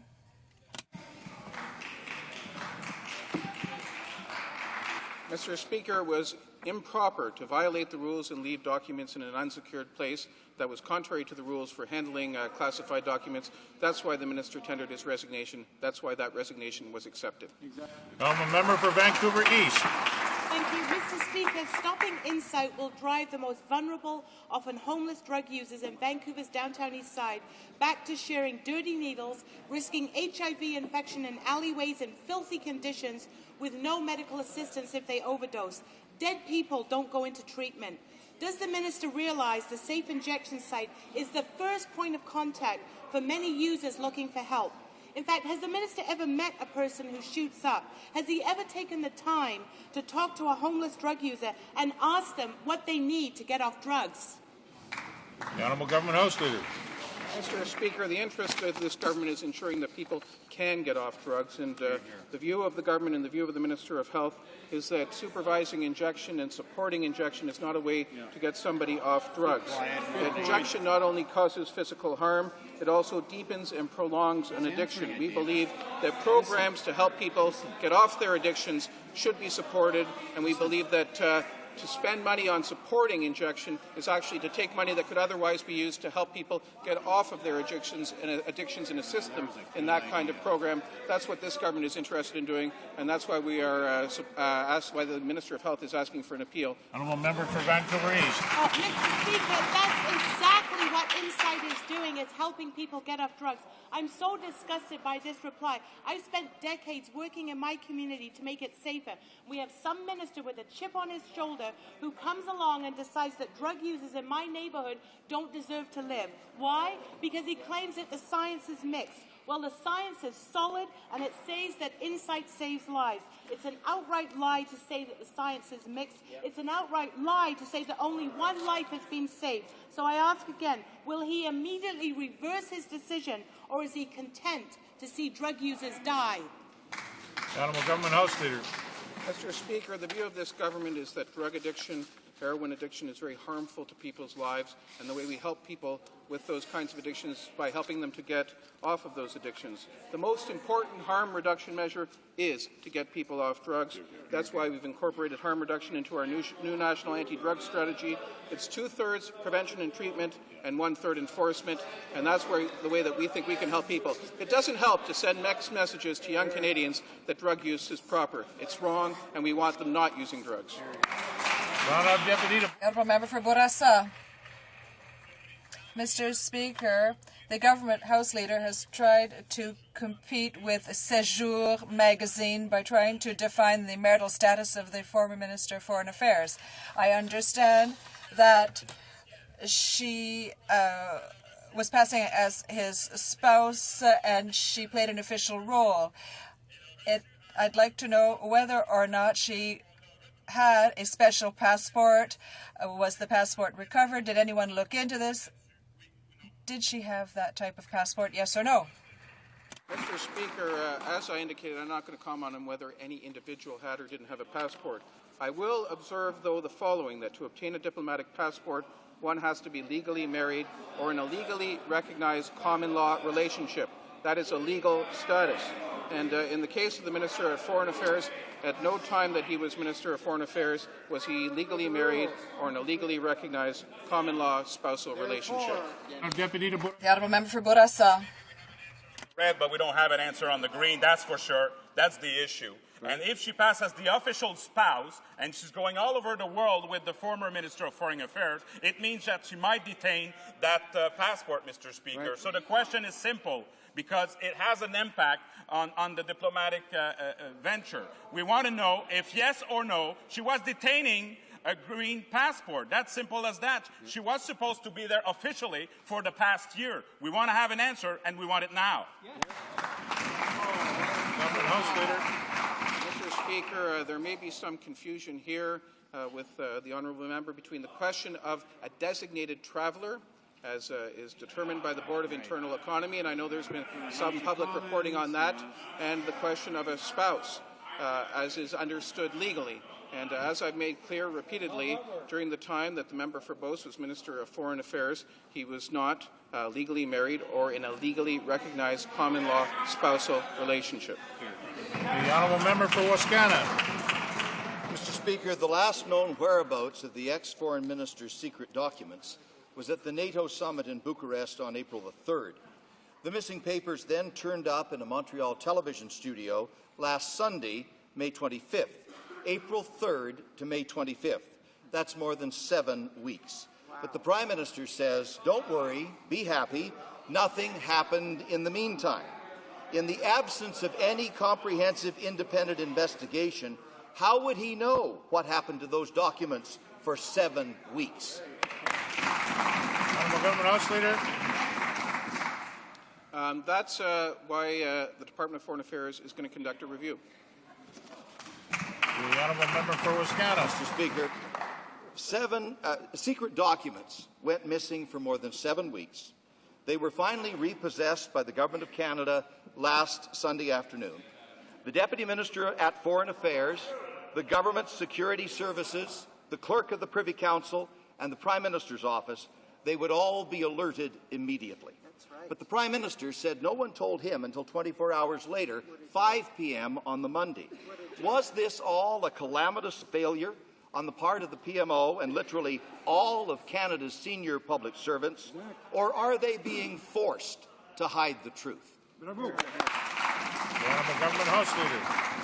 I hear so many versions of what happened from over there that no wonder some people get confused. The fact is, we presented quite clearly what took place. On Monday afternoon of this week, the Prime Minister was informed of the fact that documents were left in an unsecured place by the member for Beauce, and at that time his resignation was tendered, and the resignation was accepted. The Honourable Member for Repentigny. Mr. Speaker, Graham Fraser, in his report on official languages, says clearly that the Conservative government has a lack of vision and consistency, and particularly a lack of leadership. The federal website on disabled persons is full of spelling mistakes. We've been waiting for an action plan that's been delayed for partisan reasons. They don't care about Francophone communities. Will the minister responsible for official languages introduce this plan immediately rather than wait to go to Quebec City to do this in order to hide her incompetence? I'd like to thank you, Mr. Speaker. Our government was very interested in receiving the Official Languages Commissioner's report. We said that we will be delivering our next action plan phase before the end of spring, and it will be tabled shortly. Thank you. The Honourable Member for Laval. Mr. Speaker, the Official Languages Commissioner says in his report that the cuts to Status of Women Canada had an effect on the funding of women's groups, Francophone women's groups, that must pass on language and culture and provide services in French to Francophone minorities. Will the Minister for the Status of Women tell us whether or not she will take into consideration what the Commissioner has said and return the original criteria to this Status of Women program? The Parliamentary Secretary. Mr. Speaker, our government is working very closely and strongly to help the men and women in our official languages communities throughout Canada. For example, we provided $30 million to help official language communities here in Canada. Thank you. The Honourable Member for Chicoutimi-Le-Fjord. Mr. Speaker, because of the government's intention to become involved in Quebec jurisdictions with a single securities regulator, Monique Fauchet of Quebec said that we will fight against any Conservative during an election campaign. Are the Conservatives waiting for a unanimous motion from the National Assembly which is against this type of single regulator? Minister of Finance. Well, thank you, Mr. Speaker, and certainly this government will always recognize constitutional jurisdiction when it comes to financial matters in this country. But this finance minister has been very clear. There's some troubling things that we're seeing coming out of 13 separate regulators across this country. We heard many presentations at committee, the asset-backed commercial paper issue. Perhaps we wouldn't have been facing those issues if we had a common securities regulator. We encourage the provinces to take a serious look at this, Mr. Speaker. It's important to our Canadian investors. Hear, hear. The Honourable Member for Chicoutimi-Le-Fjord. Instead of having a centralized solution that will benefit Ontario, they should let Quebec and the provinces harmonize their practices that have already proven effective. Why does the government not give up its project that has been denounced by all provinces except Ontario? Does he think he's the Prime Minister of that province? Minister of Finance. Well, Mr. Speaker, let's be factual here. There is provinces that recognize the benefits, and we encourage those other ones who are actually recognizing it today that there is weaknesses in the fact that we have 13 separate regulators. The fact that we were not recognized and Australia was by the SEC in the United States should prove that we need to change our system, improve our system to make it safe for investors in this country. The Honourable Member for Yukon. Mr. Speaker, yesterday the Military Commission pressing charges against Omar Khadr at Guantanamo Bay fired the judge overseeing the trial. Unbelievable. This follows a threat by the judge to suspend proceedings in the case if the prosecutors continued to withhold key evidence from Mr. Khadr's lawyers. How can this government continue to show confidence in this process when the deck is so clearly stacked against Mr. Cotter ever receiving a fair trial? The Honourable Parliamentary Secretary, Minister of Foreign Affairs. Mr. Speaker, Mr. Cotter faces some very serious charges in relation to his being captured in Afghanistan. Murder in violation of the laws of war, attempted murder violations of the laws of war, conspiracy, providing material support for terrorism, spy. Mr. Speaker, the Government of Canada has sought and will continue to receive assurances that Mr. Cotter is being treated humanely. Any questions regarding whether Canada plans to ask for the release of Omar Cotter are premature and speculative, as the legal process and appeals are still going on, Mr. Speaker. Honourable Member for Yukon. Mr. Speaker, it's nice to read a prepared sheet that was prepared before the new information came out. Right. The facts are clear. First, the judge didn't have the jurisdiction to try Mr. Cotter. Then he was overruled. Now he's been removed altogether for having ruled that the prosecution is withholding key evidence from Mr. Cotter's defense team. Mr. Cotter is the only citizen of a Western democracy still being tried at Guantanamo Bay. Every other country has repatriated their citizens, every country except Canada. When will this government stop ignoring what's happening? When will they bring Mr. Cotter back to Canada to face justice here? Absolutely. The Honourable Parliamentary Secretary, Minister of Foreign Affairs. Mr. Speaker, as I was clear in my answer, Mr. Cotter faces very serious charges in relation to his being captured in Afghanistan, Mr. Speaker. However, the Government of Canada has sought and received assurances that Mr. Cotter is being treated humanely. Department officials have carried out several welfare visits to Mr. Cotter, and will continue to do so. However, let me say again, any questions regarding whether Canada plans to ask for the release of Mr. Cotter are premature and speculative, as the legal process and the appeals are still going on. Bravo. Honourable Member for Madawaska-Restigouche. Mr. Speaker, when it comes to official languages, the government refers to last year's speech from the throne, but no concrete action is taken. Could the minister really get her priorities right and renew the action plan? Or is it because she's ashamed of her plan and waits for the House to come back? Can she explain her government's will to do or desire to do nothing for language communities? The Honourable Parliamentary Secretary. Mr. Speaker, our commitment is clear. In our speech from the throne, we said that we supported the second phase of the language community action plan, and the Liberals voted against this measure. Also in our budget, we stated that we will be subsidizing the next phase, and the Liberals voted against the budget. So we're going to table the second phase of our action plan before the end of spring, and we will do so, Mr. Speaker. The Honourable Member for Madawaska-Restigouche. Mr. Speaker, this was not in the budget. It wasn't. That's false. That's completely false. 2 months since Canada's action plan on official languages expired. While this government delays, the Anglophone community in Quebec has to put projects on ice or cancel them altogether. Why won't this government stand up for Quebec Anglophones? Honourable Parliamentary Secretary. Mr. President, as I just stated, we have demonstrated our engagement towards the official languages program and for the next phase of the action plan. And in fact, we stated that we will announce it before the end of the spring. We will announce it before the end of the spring. In the meantime, we have ensured that all recurrent funding for official language communities across Canada will continue to receive funding during this period. Thank you. The Honourable Member for Haliburton, Kawartha Lakes, Brock.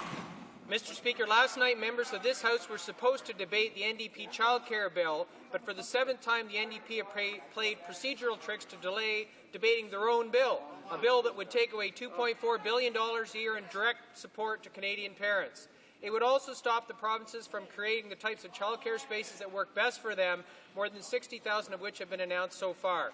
Mr. Speaker, can the Parliamentary Secretary to the Minister of Human Resources and Social Development tell this House the effects the NDP bill would have on the progress of our government has made so far on childcare? The Honourable Parliamentary Secretary to the Minister of Human Resources.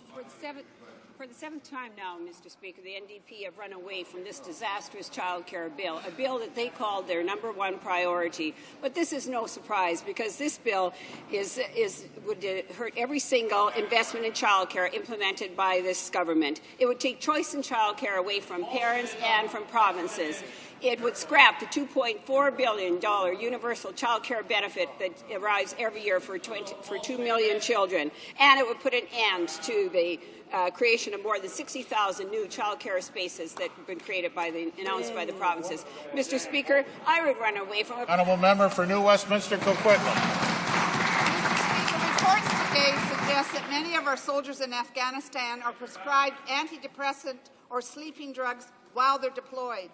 This raises very grave concerns about the psychological trauma our troops suffer. We know this war has placed an enormous strain on the Canadian forces. There are too many rotations, too close together. Is this government so intent on continuing this misguided war in Afghanistan that it condones soldiers fighting even while suffering post-traumatic stress disorder? The Honourable Parliamentary Secretary, Minister of Defence. Well, thank you very much, Mr. Speaker, and I thank the honourable colleague for the question. We just spent a few days over there, and we talked to a lot of soldiers. We talked to the Lieutenant Colonel over there, Lieutenant Colonel Gervin, who's responsible for monitoring the mental health of soldiers in theatre. They do an exceptional job of that. Every soldier is dealt with on a case-by-case basis. No soldier goes into combat or into operations when they're not fit to do so. They're monitored carefully. It's all done under a physician's care, under psychiatrist's care. And, Mr. Speaker, we take the care and welfare of our soldiers extremely seriously because they're doing a great job for us and the Afghan people. The Honourable Member for New Westminster, Coquitlam. Well, Mr. Speaker, I have serious concerns about what treatment, if any, will be available when these soldiers return home. The Defence Committee, of whom the Parliamentary Secretary sits, has heard heartbreaking stories from soldiers and their families about struggles to get diagnosis and then to get treatment. Defence can't cope now with the number of soldiers returning from war with psychological injuries. Has the Minister given any thought to what will happen to these soldiers when they come home, or is he simply focused on continuing the combat mission at any cost to our soldiers? Honourable Parliamentary Secretary. Well, thank you very much, Mr. Speaker. You know what we're focused on, Mr. Speaker, is rebuilding the country of Afghanistan. We're focused on doing that with the brave men and women of the Canadian Forces who are doing an exceptional job. When they run into difficulties, whether it's mental or physical, we look after them. We've made tremendous strides in the last number of years in that area, Mr. Speaker. We've opened new operational stress injury clinics.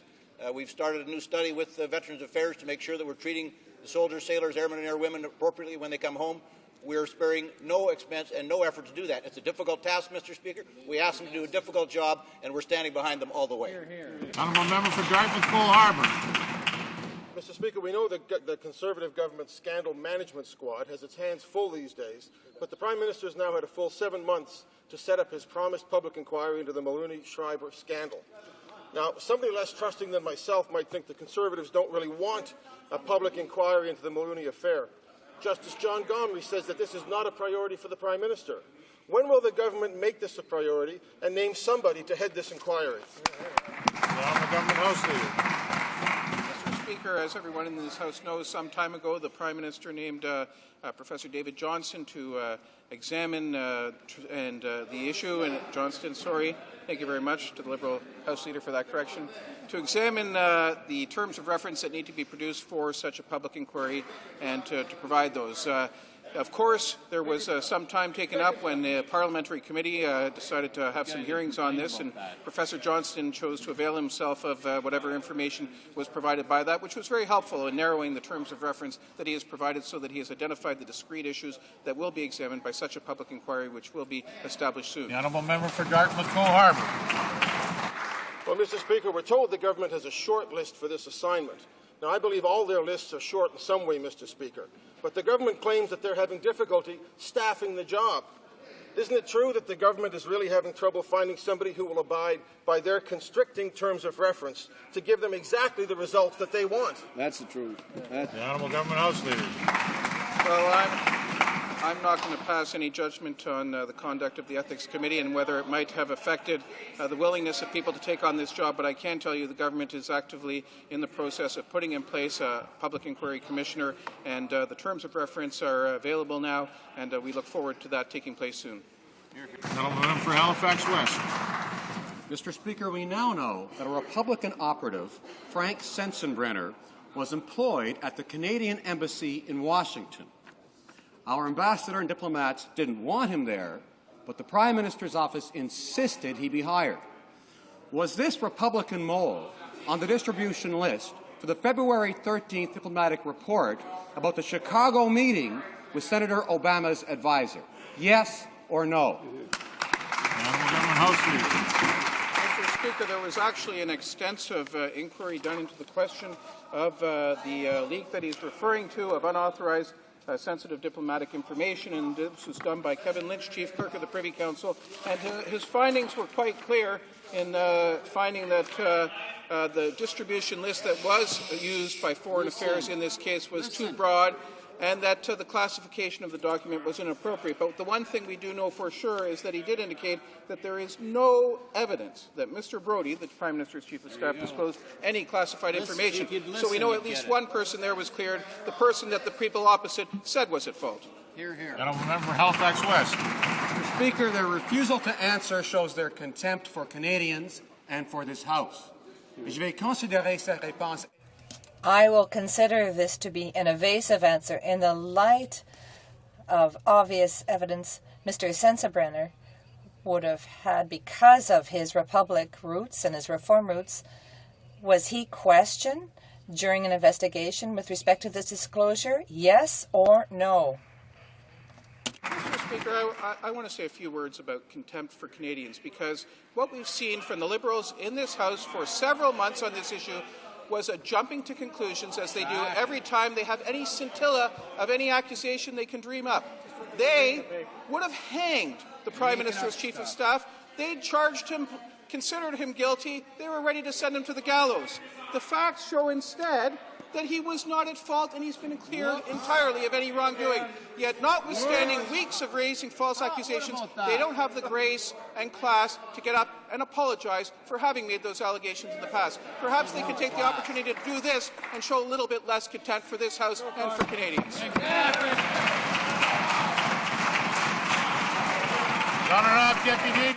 The Honourable Member for Gatineau. Mr. Speaker, on May 20, there was a leak in the National Archives building in Ottawa, endangering precious documents. This event reminds us the need to go ahead with Phase 2 of the Preservation Centre in Gatineau in order to give adequate protection to all archival documents. The construction plans for Phase 2 has been known since 1997. Will the Minister of Canadian Heritage finally show some leadership and authorize the building of Phase 2 in Gatineau? Mr. Canadian Heritage.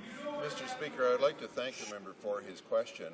Indeed, the issue of Canadian archives is exceptionally important. I have no notice of or knowledge of exactly where this is, but taking his question very seriously, I will respond to him and give him the information that he's asking for. Deputy. The Honourable Member for Jean-Lebert. Mr. Speaker, the Francophone Union has organized an international meeting in Quebec City. These activities are part of a lead-up to the next Francophone Summit. The organizations some members have been refused a visa, still waiting for an answer from the embassy. Only three guests have received their visa to date. Is the minister aware of this situation? It really jeopardizes the holding of this convention. The Honourable Minister of Citizenship and Immigration. Thank you, Mr. Speaker. Of course, we're quite aware of the situation. We want the Assembly to be a success. We are taking steps to reassure the delegates that they will have entry to Canada as quickly as possible. River. Mr. Speaker, my question is for the Minister of FedNor. The record shows that I've been asking for a straight answer on FedNor from this government in numerous parliamentary debates and committee hearings. The usual conservative spin over substance has been the sad response. The government's own records show that the funding for FedNor was cut by $6.4 million in the 2006 budget, but they continue to deny the facts. Will the minister now commit to restore FedNor's funding to $51.9 million per year? No spin, yes or no? Mr. Speaker, this government remains strongly committed to economic development, including through FedNor, and the government has been funding FedNor on an ongoing basis very generously. I know the communities that receive those funds appreciate them. But those very same communities, many in Northern Ontario that face very high heating costs, very high transportation costs, are fearing that they're going to need a lot more support and assistance if they're faced with a carbon tax from a Liberal Party that's going to be especially punitive. Those who have to travel great distance, as do those in Northern Ontario, and those that have to heat their homes a great deal, as do those in Northern Ontario. And that's why we're taking care to stand up for Northern Ontario residents by opposing a carbon tax to Liberal.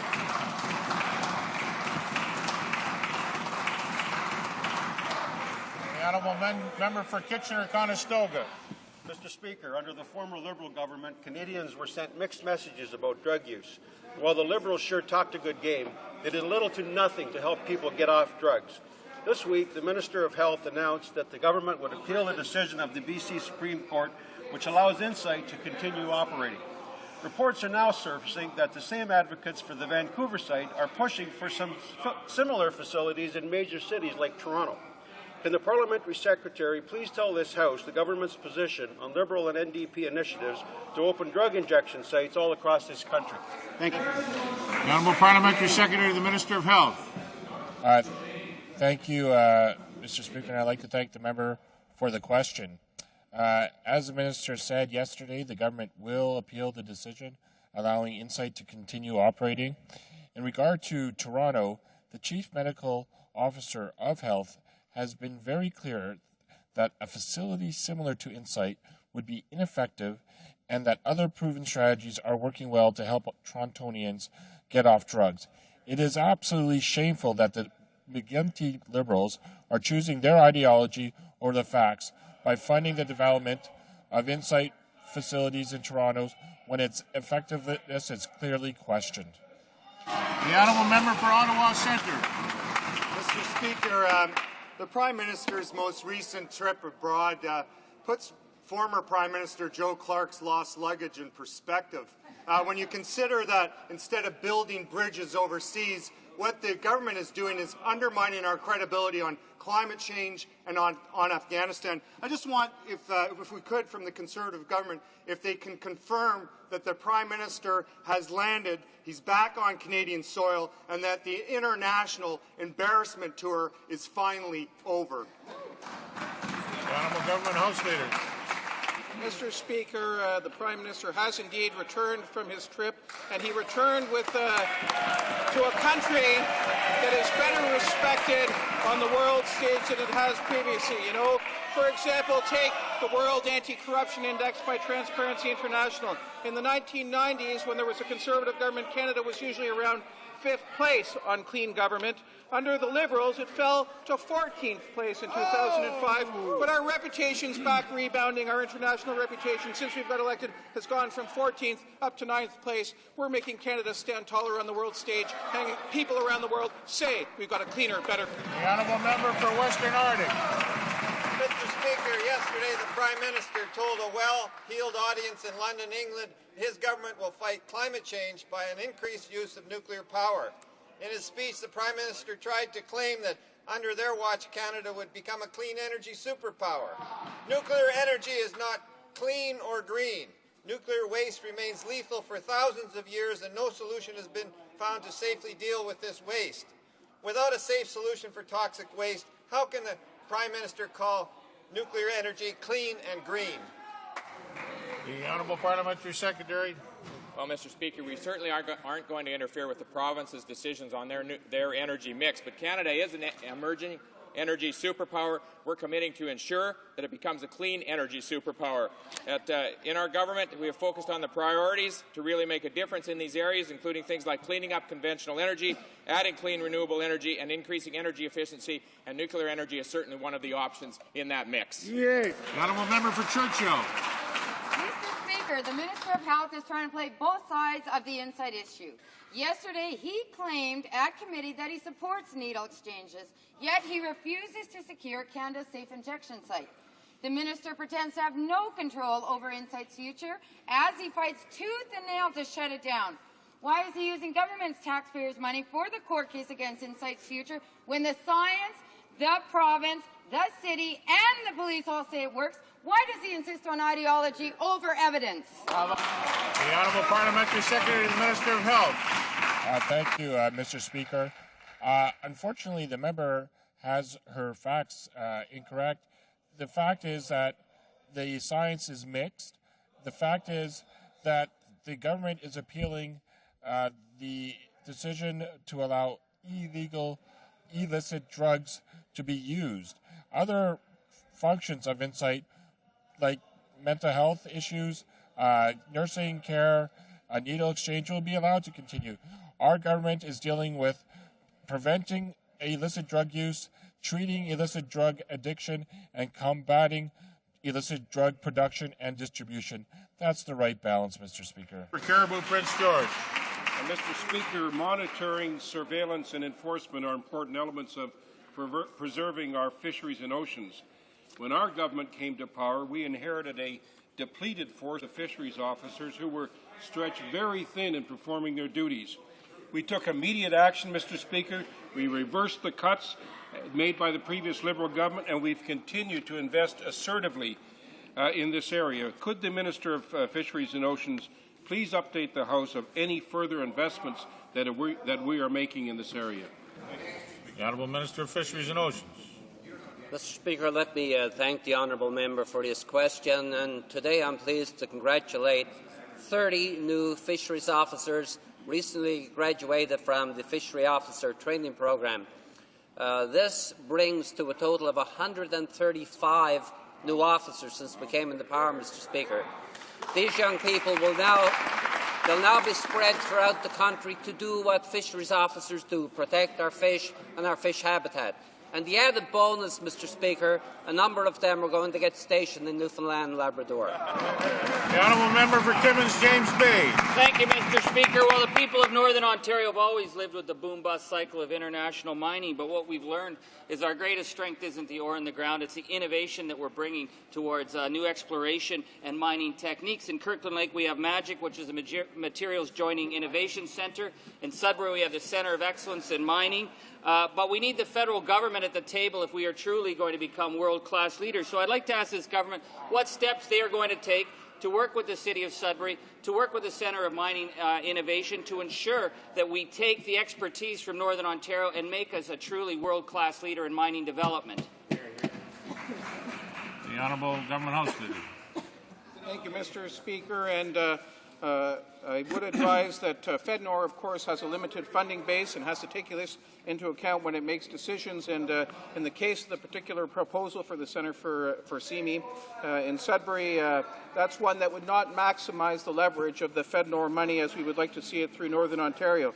That being said, I can let the House know that since January 2008, Sudbury Nickel Belt area has received $3.67 million in funding for economic development, and in 2007, Sudbury received more funding than any other region in Northern Ontario, $5.3 million. That's $9 million in funding. Well, that particular project might not be funded. I can tell you, overall, that region has been taken care of by this government to make sure that economic development opportunities are created, pursued, and people there can be wealthier and live prosperous futures in a Canada where the economy is growing. Sorry, but that brings question period to an end for today.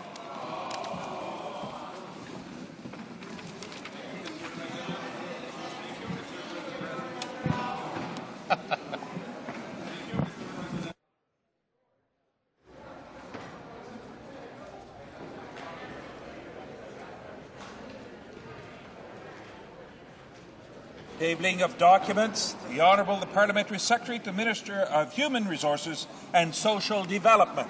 Thank you, Mr. Speaker. Pursuant to Standing Order 36.8, I have the honour to table in both official languages the government's response to 4 petitions.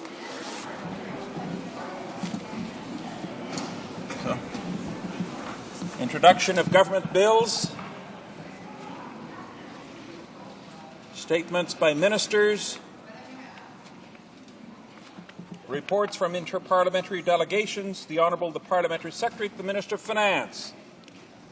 Well, thank you, Mr. Speaker. Pursuant to Standing Order 34.1, I have the honour to present to the House in both official languages the report of the Canadian delegation of the Canadian Group of the Interparliamentary Union respecting its participation to the parliamentary panel within the framework of the WTO Public Forum 2007 in Geneva, Switzerland, October 4th, 2007. While I'm on my feet, Mr. Speaker, can I table the second one? Pursuant to Standing Order 34.1, also I have the honour to present to the House in both official languages the report of the Canadian delegation of the Canadian Group of the Interparliamentary Union concerning participation at the 15th session of the Steering Committee of the Parliamentary Conference on the World Trade Organization in Geneva, Switzerland, June 14th and 15th, 2007. Thank you. Presentation of reports from committees. Dépôt de projet de loi. Introduction of private members' bills. First reading of Senate public bills. Motion. Motions. The following motion in the name of the Honourable the Leader of the Opposition is deemed adopted.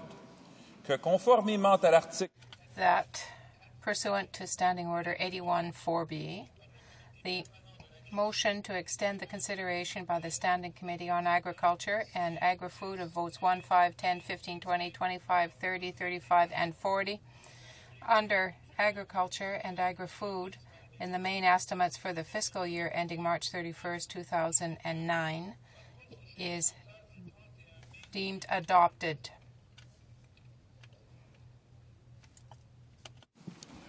Presenting petitions. The Honourable Member for Edmonton Sherwood Park. Thank you very much, Mr. Speaker. I'm honoured again to have a large number of names on petitions, almost 2,000 today. These keep pouring in from right across the country. I'm pleased to see this time a number from Sherwood Park, but also, Mr. Speaker, a large number of signatures from Abbotsford, Wetaskiwin, Lacrete. I don't know if you've ever heard of that. Laval and Montreal. And it's a very great honour, Mr. Speaker, to represent Canadians from right across the country who recognize the difference between a woman who wishes not to have a pregnancy and one who wishes to have one and to complete it and to give birth and life and love and care to her child, and that right ought not to be interfered with by any third-party intruder, a violent offender who would attack her. Thank you, Mr. Speaker. Présentation de pétitions. Presenting petitions. Yukon. Monsieur le Président. Thank you, Mr. Speaker. Petition from a number of people in Quebec created by STAND that want to stop the humanitarian catastrophe in Darfur.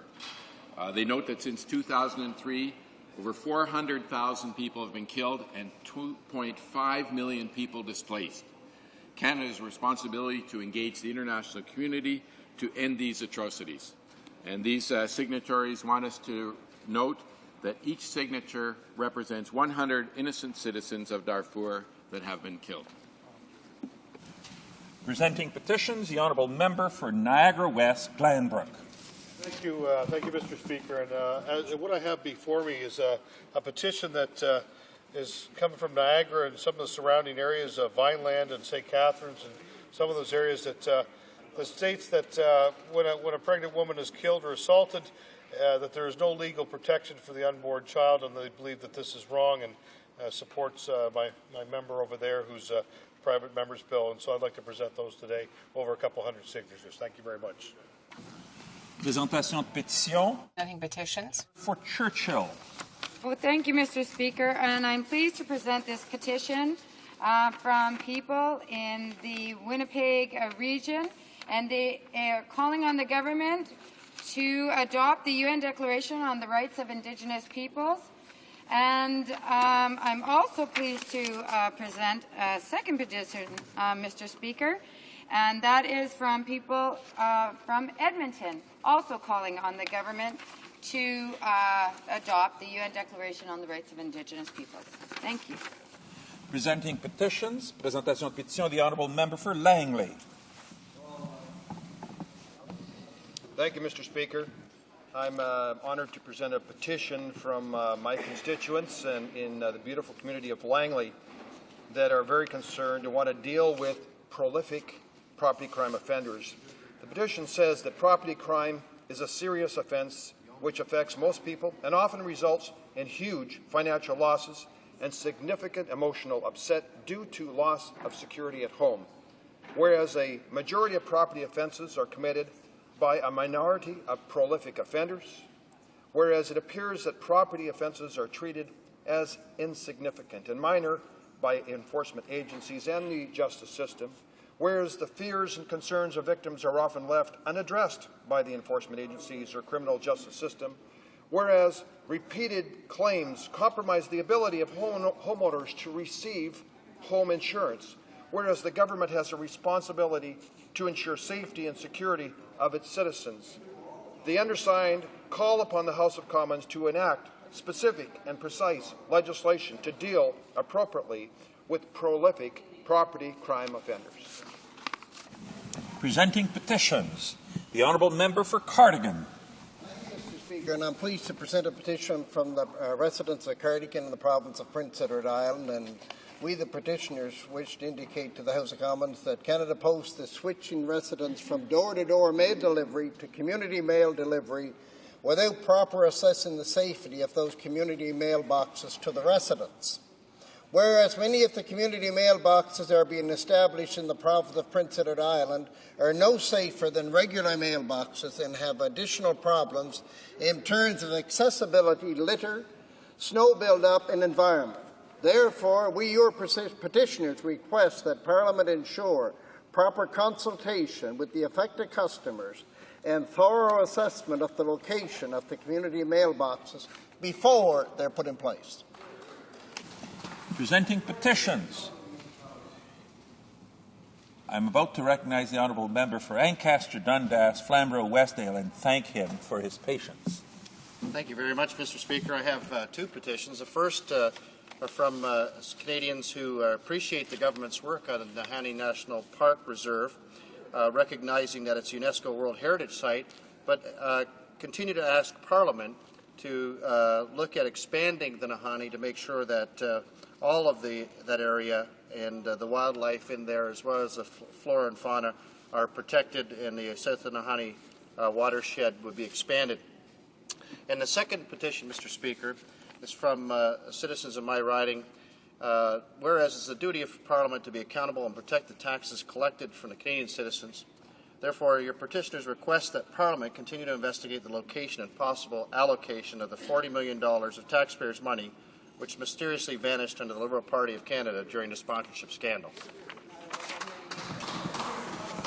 Presenting petitions. Présentation. Presenting petitions. Questions on the order paper. The Honourable the Parliamentary Secretary to the Minister of Human Resources and Social Development. Thank you, Mr. Speaker. If question number Q249 and Q250 could be made orders for returns, these returns would be tabled immediately. Mr. Speaker, I ask that the remaining questions be allowed to stand. We'll first deal with the first issue. Plaît-il à la Chambre? To the pleasure of the House that questions Q249 and Q250 be made orders for return, and that the documents be immediately tabled. I'm sorry, I put those two questions together. I now will ask that the remaining questions be allowed to stand. Agreed? Agreed. Orders of the day. Government orders, Government Bills Commons. Resuming debate at report stage of Bill C-50, the Budget Implementation Act 2008, and on the motions in group number 1. L'honorable député, je dirais la... The patient honourable member for Laval now has the floor. Thank you very much, Mr. Speaker. Thank you for the compliment that you have just given me. It's rare in the House that we receive compliments. I accept it with humility, a great deal of humility. It is with pleasure that I rise to speak to Bill C-50, and in particular Part 6, that deals with immigration matters, measures that I believe are somewhat unusual because those measures should arise from the Minister of Immigration. It's unusual to include measures like this in a budget bill, a budget implementation bill. Under normal circumstances, it would be a budget bill implementation bill would be accepted without any difficulty, but we cannot do so because of our constituents and their feelings. Many in Quebec of our constituents have asked us to speak out on this bill, particularly since you see bills of this nature that are not intended to change procedures in departments. Part 6 of Bill C-50 really amends the Immigration Act quite fundamentally, giving the minister the right to establish priorities, certain groups of priorities, giving priority to some people and not others, and to authorize some people rather than others, without justifying his or her decision.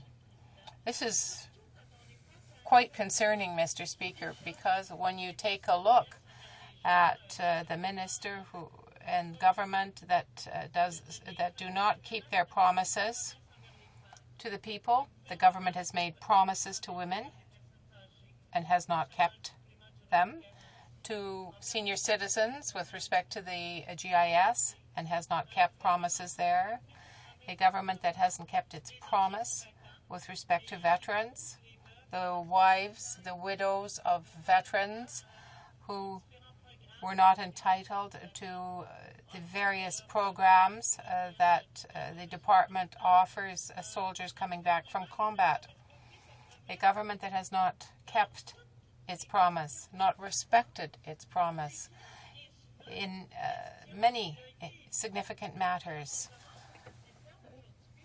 Promises it made to get elected. Therefore, I ask the House today, how can it be that we have this Part 6 in Bill C-50? Just imagine this. The Minister of Foreign Affairs becomes, the former one, were to become the Minister of Immigration. Which person would prioritize? Which person would refuse? Particularly if there were no justification that were mandatory. You can ask yourself questions like this. A Conservative member has made statements that were very concerning, particularly with respect to immigrants, people coming from certain ethnic groups. Well, what would happen if that person were appointed Minister of Immigration? That concerns me deeply. To give so much power, decision-making power to a person, to enable them to decide on the validity or lack thereof of a person who wants to immigrate to Quebec or Canada, well, I find that very, very serious. I find that abnormal that it is included in a budget implementation bill, and I do wonder how it can be considered such. We know that people who help immigrants, who deal with immigrants, refugees or immigrants, are against this measure, and quite rightly so. We know that the committee also spoke out. It's very important, Mr. Speaker, to recall that the committee said don't change the Immigration Act in this way. If you seek to change it, do it in the proper way of entailing bills that would go to the correct committee to be studied. The committee would then hear witnesses to enlighten the members of the committee about the issue. But here, that opportunity was not afforded members of a committee. This amendment to the Immigration Act was introduced quite insidiously in C-50. And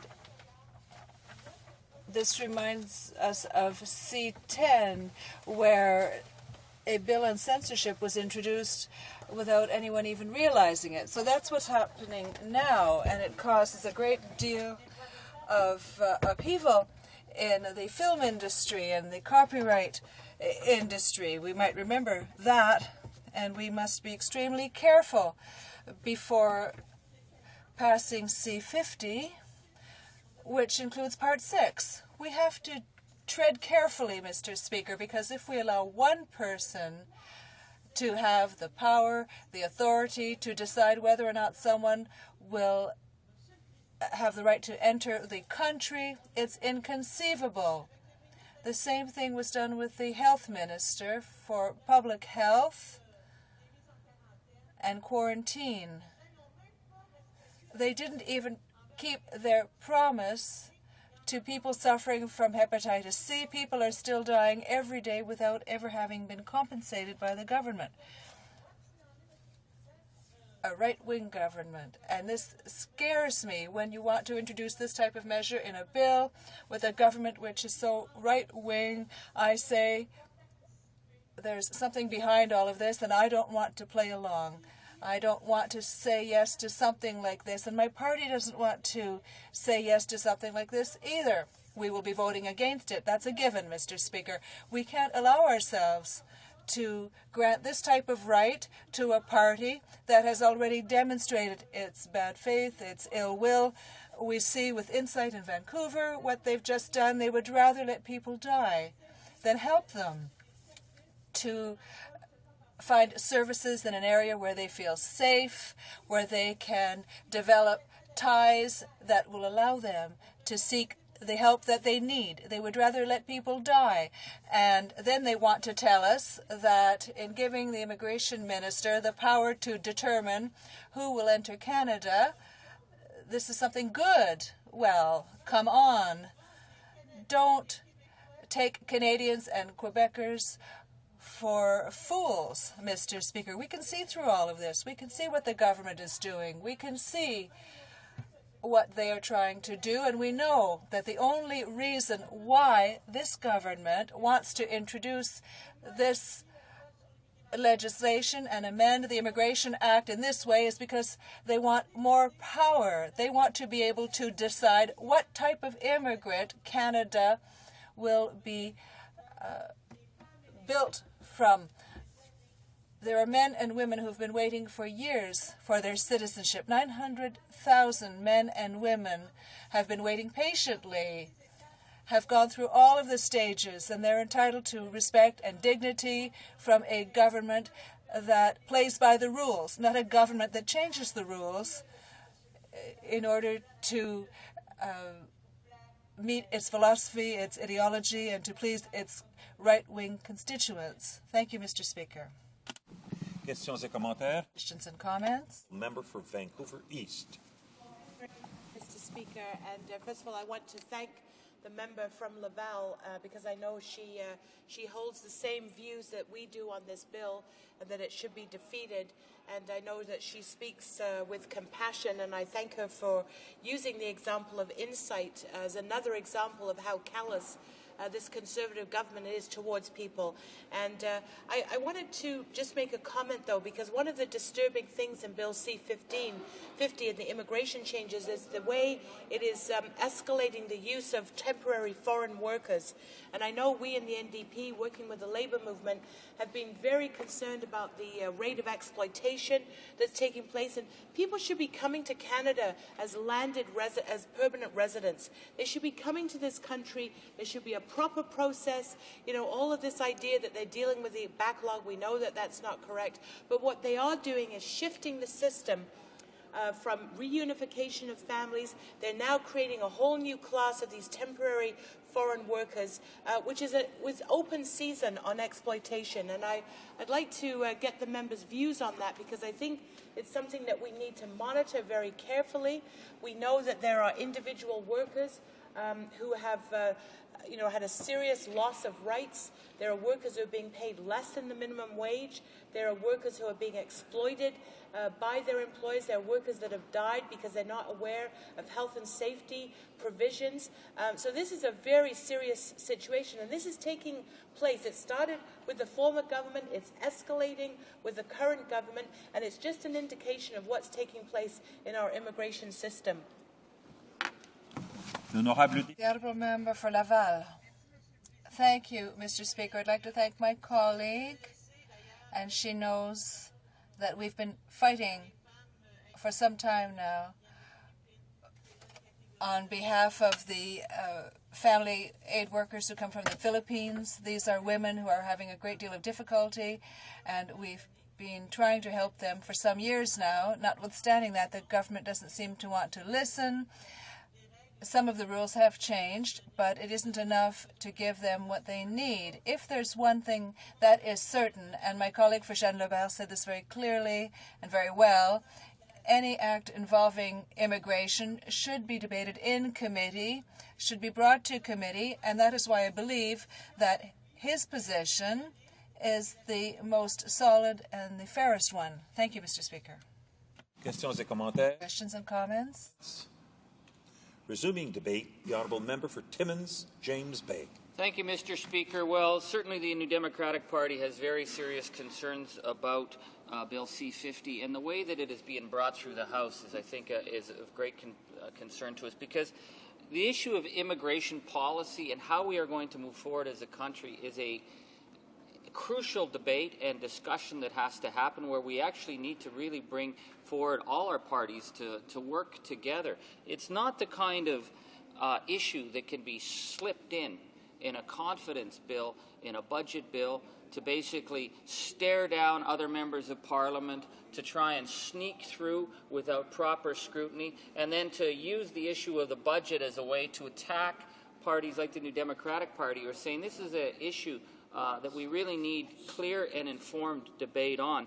Mr. Speaker, my family comes from the mining regions of Northern Ontario, and we were the multicultural society long before the urban centres were called multicultural, because in those days, Mr. Speaker, if you were an immigrant, you were brought over to Canada on short-term work contracts to work the mines and to work the lumber camps.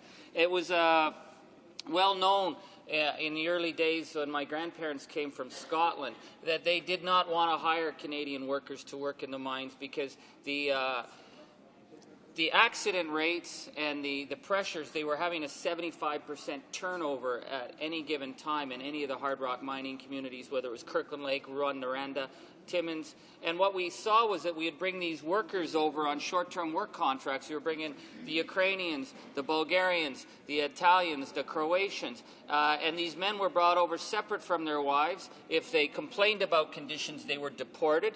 If they were sick because of the work in the mines, they were sent back to Yugoslavia and to the countries where they had come from to die over there. The historic records in the North are heartbreaking stories of families, of men who, the average age, Mr. Speaker, the average age for life expectancy in Timmins, Ontario, up to 1950, for a man of Ukrainian or Croatian background was 41 years of age. These men worked hard and they died. And at certain points in the history of the North, the immigration policies allowed some of the families to come over. And Mr. Speaker, we all understand that the immigrants who built this country played such an important role, but it was their families who made Canada. It was the women coming over who actually built community. And we have so many great people to look at in our region of the immigrant women who came over who couldn't speak English, whose kids went to school not speaking English or French if they were in the Rwanda mining camp. But they came here and they learned the language. They became part of the community and they built the identity and, in fact, the wonderful identity that we have in Northern Ontario. But we have a long memory in Northern Ontario, Mr. Speaker, of the exploitation that these families suffered. And anybody in Timmins will tell you about the mining widows, the women who are left basically destitute on the streets when their young husbands died in accidents and they were immigrants and couldn't speak the language. My grandmother was a mining widow, and she raised me and she told me the stories of what they went through. So we are very concerned, Mr. Speaker, when we see a dramatic change to immigration policy in Canada that is saying we have to fast track, let's get these temporary workers in, let's get them into lower paid jobs so that we can basically hyperfuel an economy without a long-term plan. And Mr. Speaker, we all know that this government is here for one reason and one reason only. They are here to ensure that the Athabasca tar sands expand as fast as possible, as destructively as possible, and as much profit for the Texas oil companies as possible. So we are looking now at a shift, Mr. Speaker, where we're not talking about bringing families and building communities with our immigrant communities who will actually develop the Canada of the 21st century. It's all about the short-term gain for the long-term pain that our country will suffer, Mr. Speaker, and also these immigrant families will suffer.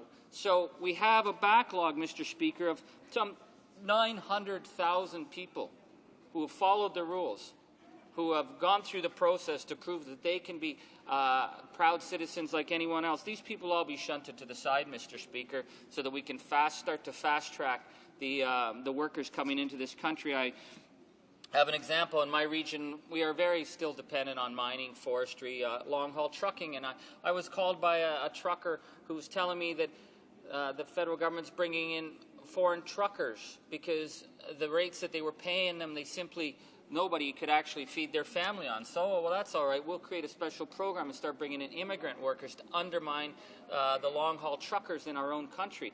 That is not the way you build an economy, Mr. Speaker, and it's certainly not the way you build community. That is how you undermine community. We've seen a government here that have used the threat of non-confidence again and again and again to bully their friends in the Liberal Party into submission. I don't think they had to bully too hard, but the issue of immigration, Mr. Speaker, is an issue that we will not bend on. We will not simply roll over and play dead because this government huffs and puffs and tells us to. Mr. Speaker, there's so many fundamentally wrong things with this budget beyond this attempt to sneak the immigration bill through. For example, in my region, where I have 2 communities where there are no schools, and we have a government that says, oh, that's too bad. We simply don't have money to build First Nation schools. Mr. Speaker, this is a government that can buy helicopters to ship to Afghanistan. This is a government that can send money all over the world anytime it wants. This is a government that when any of its friends ask for help, the help is there. And yet for the children of so many communities, whether it's Kashechewan, whether it's Fort Severn, whether it's Attawapiskat, whether it's North Spirit Lake, whether it's Cat Lake, these are children who is, in my own instance, Mr. Speaker, children who are going to school in former maintenance sheds. And whenever I raise this in the House, I always hear this sort of chuckle of smug satisfaction from the Conservative members, as though they think this is absolutely absurd, that this issue is being raised, as though how dare we raise the issue of children in our own country who are denied the most basic education rights. Because, Mr. Speaker, education is a fundamental human right. And when I say it is a fundamental human right, it's not an airy-fairy concept. This is, when it's defined by the United Nations, it is that a country has to have a plan for education. Even third world countries have plans for education.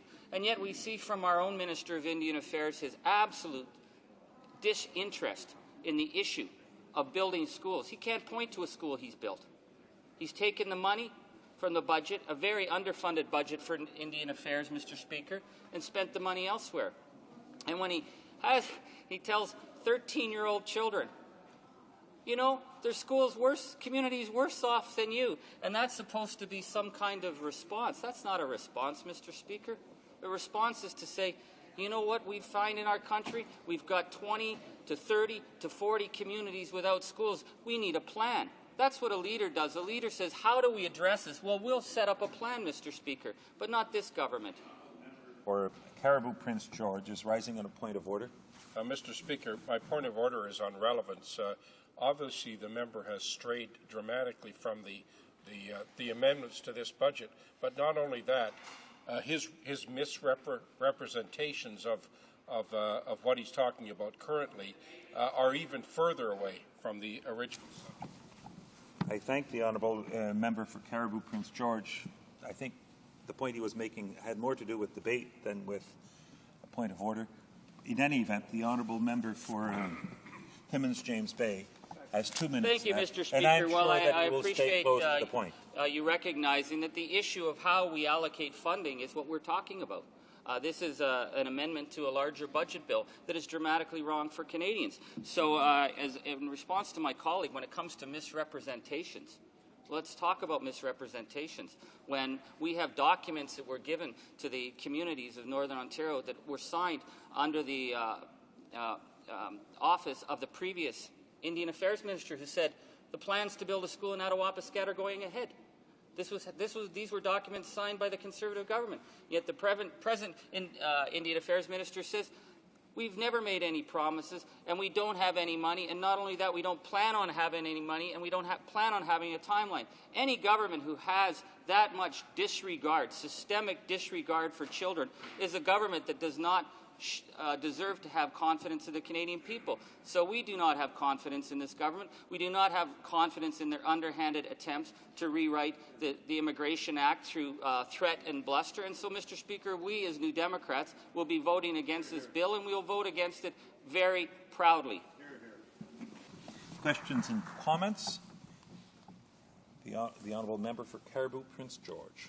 Mr. Speaker, I suppose that one could say that one could determine that no matter what this member is saying or any of his colleagues, the fact that they will never ever form the government in this country kind of makes their statements pretty much unaccountable, and because they never actually have to fulfill anything they say, any promise they make. And they do that very effectively, Mr. Speaker, making promises which they know they'll never have to live up to. But let me talk about, the member talked about fast-tracking and allowing people to get into Canada to perform certain duties. Now, he's from Northern Ontario, I understand, and he will know, Mr. Speaker, that all across the northern and rural part of this country, we have a dramatic shortage of doctors, of nurses, of medical specialists that are critical to health care in the northern part of this country. That member knows that on a regular basis, doctors, nurses, and medical specialists are allowed to come into Canada to fill critical demands in health care that not only apply to my northern part of my province, but also to his. Is he suggesting, Mr. Speaker, that we take away all of the fast-track privileges that we have and have people in rural and northern Canada go short on much-needed health care? Is that what he's trying to say, Mr. Speaker, or is he just, once again, trying to mix words to support whatever ideological straitjacket they happen to be tied to at this time? The honourable member for Timmins James Bay. Thank you, Mr. Speaker. Well, I'm glad my colleague asked that question, because anybody back home will see the smug sense of entitlement that we see from a government that's been in power an embarrassingly long 18 months. He says that we have no right to ask him questions, Mr. Speaker, because we don't form government. We might never form government. Mr. Speaker, we are elected by the people of our region, and our people of our region have a right to have a voice. He might not like to hear that voice, but if he doesn't want to hear that voice, then he should go home.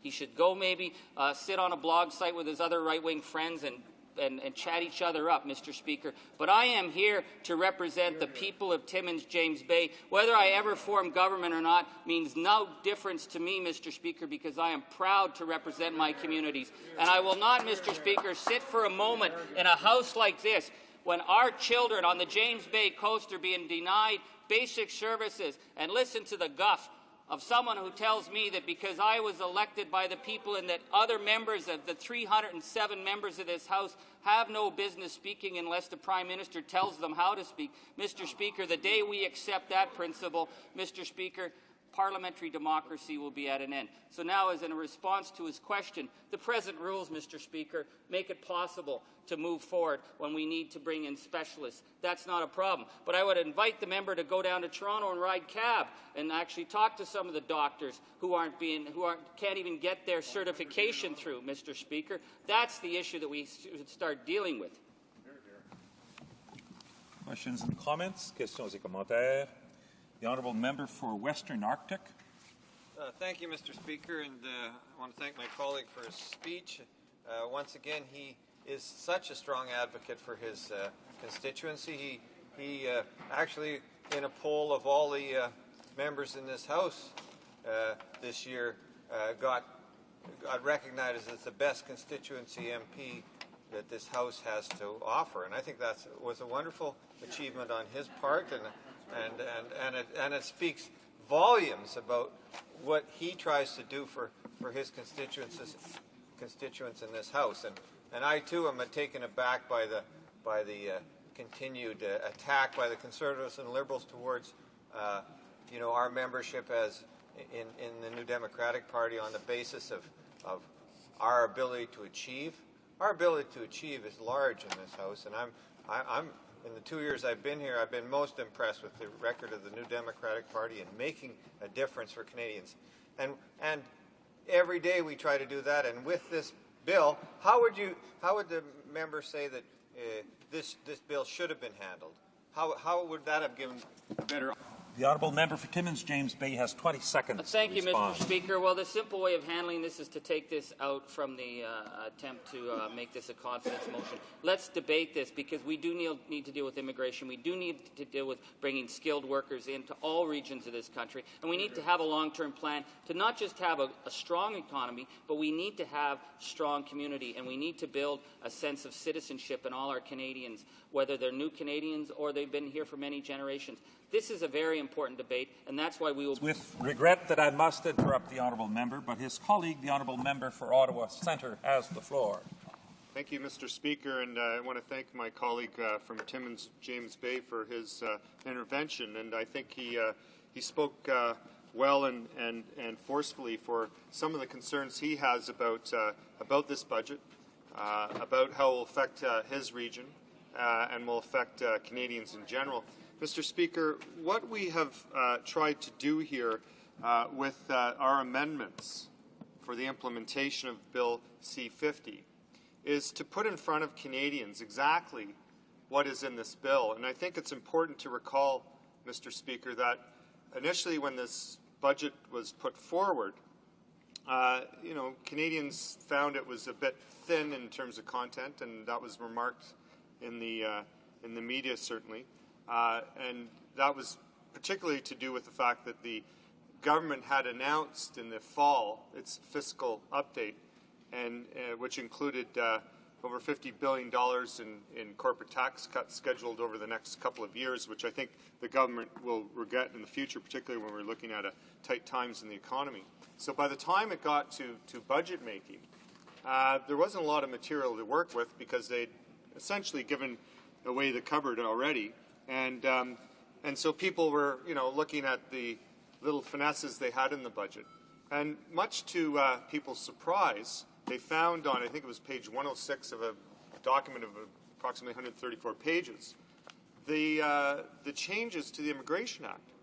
And what was shocking about this, Mr. Speaker, was that this was, talk about non sequitur, this was taking something that is absolutely critical foundation of the future of Canada. In fact, we've been proud as Canadians to have had a fairly progressive immigration system, and taken those really important facets of our system, the immigration system, and hid them in the budget bill.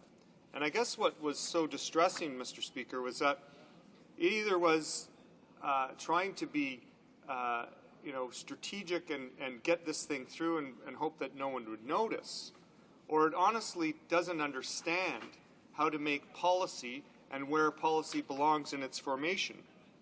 If it's a case of trying to just pull a fast one, it clearly didn't get away with it. If it's a case of the government wanting to take immigration changes and put them into the framework of the Department of Finance, I think they hopefully have learned a lesson that that's not appropriate. And I give you the example, Mr. Speaker, of what happened when I brought forward to my community the proposed changes. And soon after the budget was announced and it was discovered that the government was trying to pull a fast one or maybe make policy through the Department of Finance, either way you look at it, it's the wrong direction in my opinion. But anyhow, I brought forward what the proposed changes would be to members of my community. In particular, I called all the people who work with immigrant communities and people who are with the Catholic Immigration Service here in Ottawa, the HoC, which is a wonderful group that deals with issues of resettlement and language training and foreign credential recognition, etc., and the Jewish Family Services, which does an excellent job in terms of integration and supporting newcomers, as well as other groups and individuals. And I explained to them what the proposed changes were. And the first question was, why didn't the government consult us? They asked, that was the first question, Mr. Speaker. I didn't have an answer for them, of course, because the government didn't consult anyone on this bill. And it was more than passing strange that this government would bring in such aggressive changes to the Immigration Act without consulting anyone. In fact, all they did was they came up with this idea with their own brain trust and popped it into the budget bill. And I guess, the details I will get into in a minute, but if you just stop right there and you consider that the government brings in these very aggressive changes to the Immigration Act without consulting the people who work day in, day out, many of them volunteers, and they do it because they care about immigration and settlement. And they want to make sure it's done right, they want to make sure it's done responsibly, and they want to make sure that the people who are affected by it, the issues of immigration and settlement, are going to be represented. It is more than bizarre that the government wouldn't even consult them. So it begs the question, Mr. Speaker, what is it they were trying to achieve? Well, if you look at the provisions within the Immigration Act changes that are in Bill C-50 and why we are proposing these amendments, is that you'll find what the direction of this government is on immigration. What they want to do is to ensure that there is an ability for the government to bring in temporary workers so that they can use them, and I use that word deliberately, use them for a short period of time and then get them out again. And we only have to hear the stories of people presently who are working in the tar sands, people who are working in agriculture in British Columbia and other places, people who are working in mining. You'll know that these jobs are extremely dangerous. They are ones that require requisite and robust health and safety provisions. They should have fair wages. And what the government has been able to do is to meet the needs not of new Canadians, but meet the needs of fairly substantive economic interests in this country who will benefit. They'll benefit from cheap labor. They'll benefit from the fact that the government can bring in people quickly, use them up, and then not have to have them stay around much longer. And I guess that's what's so distressing about this. It's just after this government did what I believe is the right thing, and we applauded the government here on this side of the House, when it actually made amends and apologized for the Chinese head tax. I remember well the speeches after that from every member of the House, each side of the House, the leaders and the Prime Minister. And it was a good day for Canada. I remember going to, and you'll know the restaurant in Chinatown, the Yangtze, and we had a great celebration and a party, and I believe you might have attended that and spoke the language of the Chinese community, and I think both Cantonese, and it was a great day. However, it saddens me and it saddens the community in general that soon after that acknowledgement and that apology, we have the government really, what I would argue, doing what was done in the 18th century, replicating that in the 21st century, and that is to bring in temporary workers simply to use them, and then when they're finished with them, to send them back, and that's the problem with Bill C-50. I have to also mention, Mr. Speaker, that when you consider what we could have done, everyone would argue that we should deal with the immigration system and the backlog. But what we could have done, and if you talk to people who work in immigration and settlement, they'll tell you the following. Put more resources overseas to make sure that when people apply for landed immigrant status and they go through the application and points system, they know exactly what is going to be the situation when they come to Canada. Make sure that those aren't just websites, that they're actual human resources that are deployed overseas to help people do that. Ensure that when people are applying for landed immigrant status, that they do have all of their background documents in place and support them for that. That will shorten the time period. Ensure that on the other side of the equation here in Canada, we have the requisite resources to ensure that we can streamline the system. And it's just as an aside, Mr. Speaker, it's interesting when the minister was bringing forward these proposals in Bill C-50, that is the Minister of Immigration, strangely, talking about the budget bill. She said, we've made great progress in streamlining the application process. She said that we were able to process 40% more of the applications. She says that on the one hand. On the other hand, she says, but the system's so, bungled up and it has such weight on it, we have to make these extreme changes. So it doesn't balance, saying on the one hand we're making this great progress and lauding herself and her ministry, and on the other hand saying things are so grave and awful that we have to make these extreme changes to centralize power in the minister's office. So when we look at Bill C-50 and we look at this kind of doublespeak of the government, one has to, take a look at what the government is trying to achieve here. And it seems that the government's trying to achieve a fast one, as I said before, Mr. Speaker. So in the end, Mr. Speaker, what has to happen is that these amendments that we've put forward should be passed so we can make sure we have a fair system for all. Questions and comments? Questions et commentaires? The Honourable Member for Western Arctic. Thank you, Mr. Speaker, and I want to thank my colleague for his speech. And certainly, we have a very unified position in this party about this bill and about the need to take these onerous provisions out. But I just want to speak a little more about the backlog of applicants and is the reality actually in Canada that there's no backlog for student visas, temporary residence visas, and temporary foreign workers visas, and we'll see 50 actually take the rights of these applicants to be given a visa even when they meet all the qualifications. The Honourable Member for Ottawa Centre. Well, thank you, Mr. Speaker, and I want to thank my colleague from the North for his question. It is an important question. If you look at the backlog that this government claims that this is going to deal with, and you look at these proposals in the budget in C-50, it won't help anyone who's presently there. In fact, the government's admitted that even. So what you have, here's what the government says. It says there's a backlog of 925,000. I know that earlier today it was calculated close to $1 billion, but I understand that was corrected.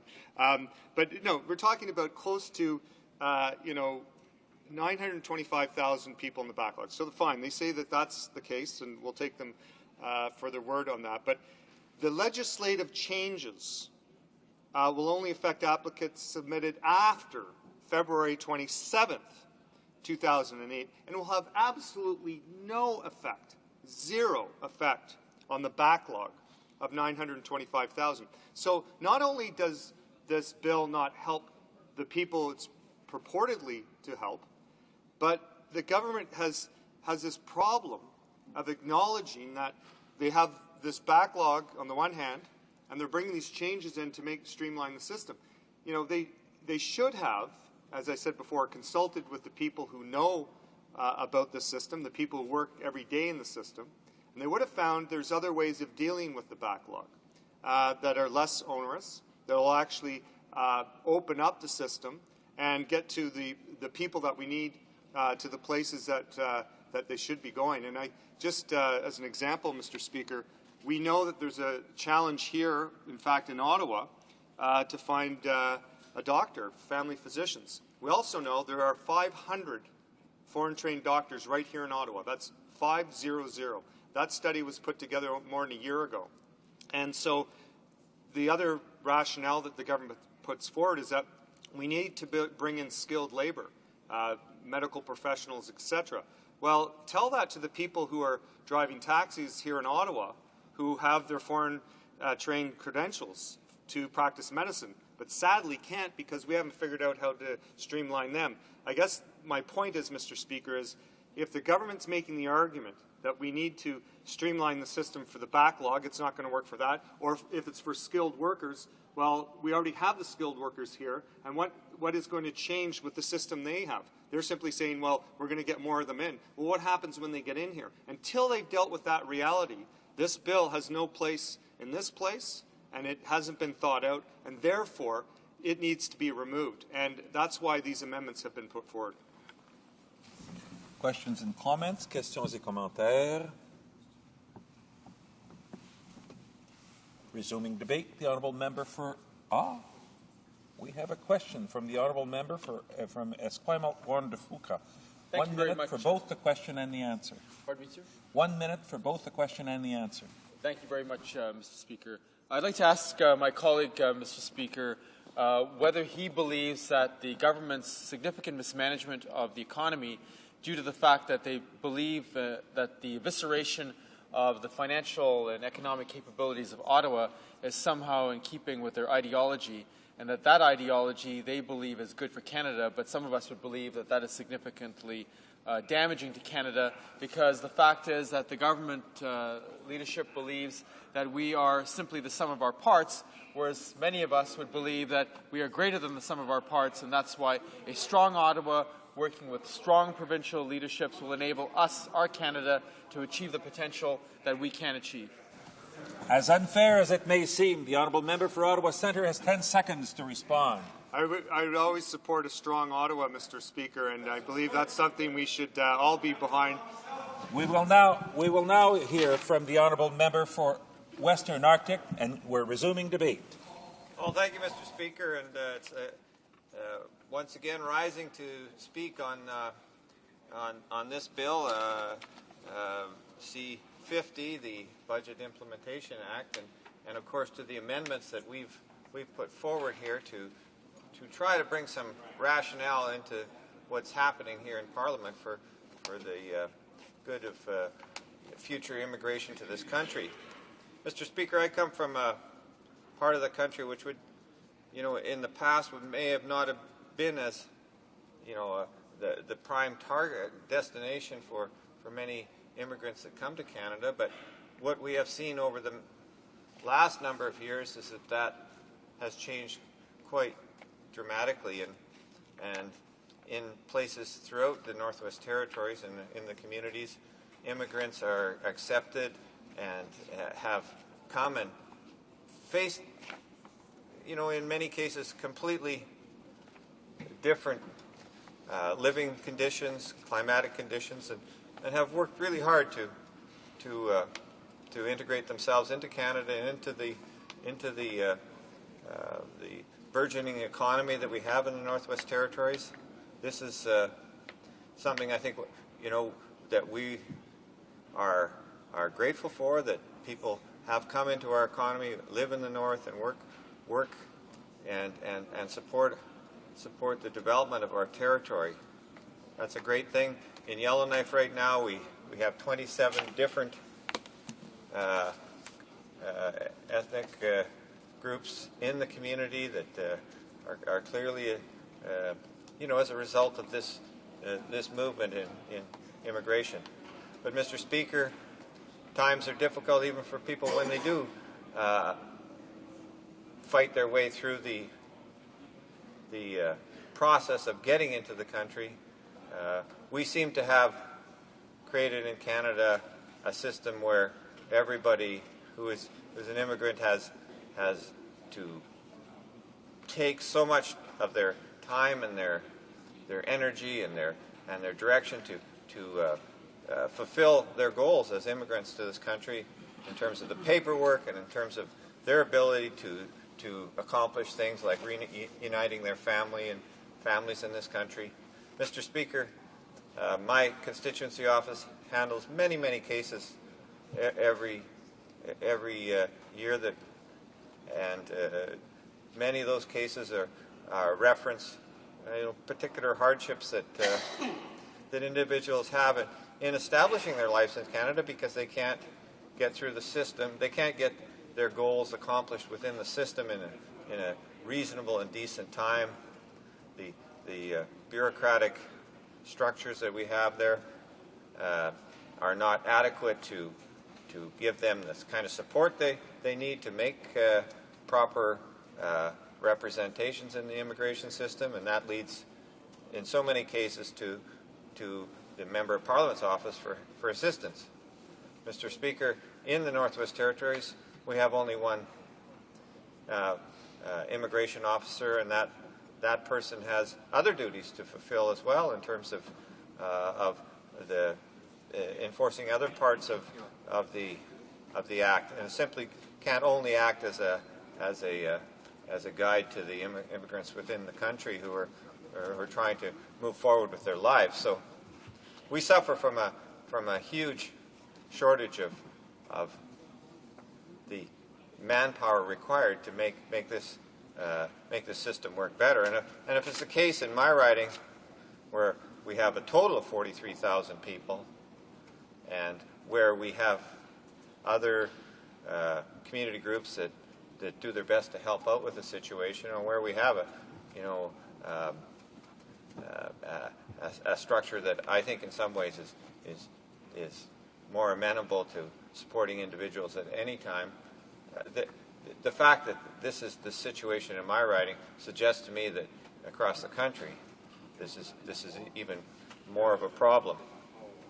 So when we want to propose changes to the Immigration Act, I think it's incumbent upon everyone to get all the evidence. And this process that the Conservative Party has foisted on this House to deal with immigration is just simply not correct and not appropriate for making that happen. So it's a backdoor approach to making changes. It was outed very early once the bill came in front of people because, of course, these things are scrutinized fairly closely. It didn't work quite the way the Conservatives wanted, but in certainly the opportunities to then work on this legislation were sorely limited because it was handled in this particular fashion. And the changes to the Act that we find, I think, in many cases most repugnant as Canadians is that we're taking away the democratic nature of the system as it exists now. We're not trying to improve the efficiency of the system. We're not trying to properly build up the resources that are needed to make the system work. We're not trying to deal with the problems that we have in many of our embassies in other countries where rather than bringing Canadians that are used to dealing in our system in this same democratic and useful fashion, we find that in many cases that we're utilizing nationals from the countries of where the embassies are, and that has, in my time as Member of Parliament, has noticeably impacted on immigration, on the ability of immigrants to achieve visas, to move forward in a smooth fashion through the many hoops and the many stumbling blocks that exist for someone applying for a visa or someone trying to make an opportunity for their family to be reunited. So these problems are not going to be solved by this work because it's going in the wrong direction. So at the same time that we have stood up here and asked for these issues to be removed from this act, it doesn't in no means is a suggestion that there's nothing wrong with the Immigration Act. It's just what's been proposed here is doesn't fit the Canadian model.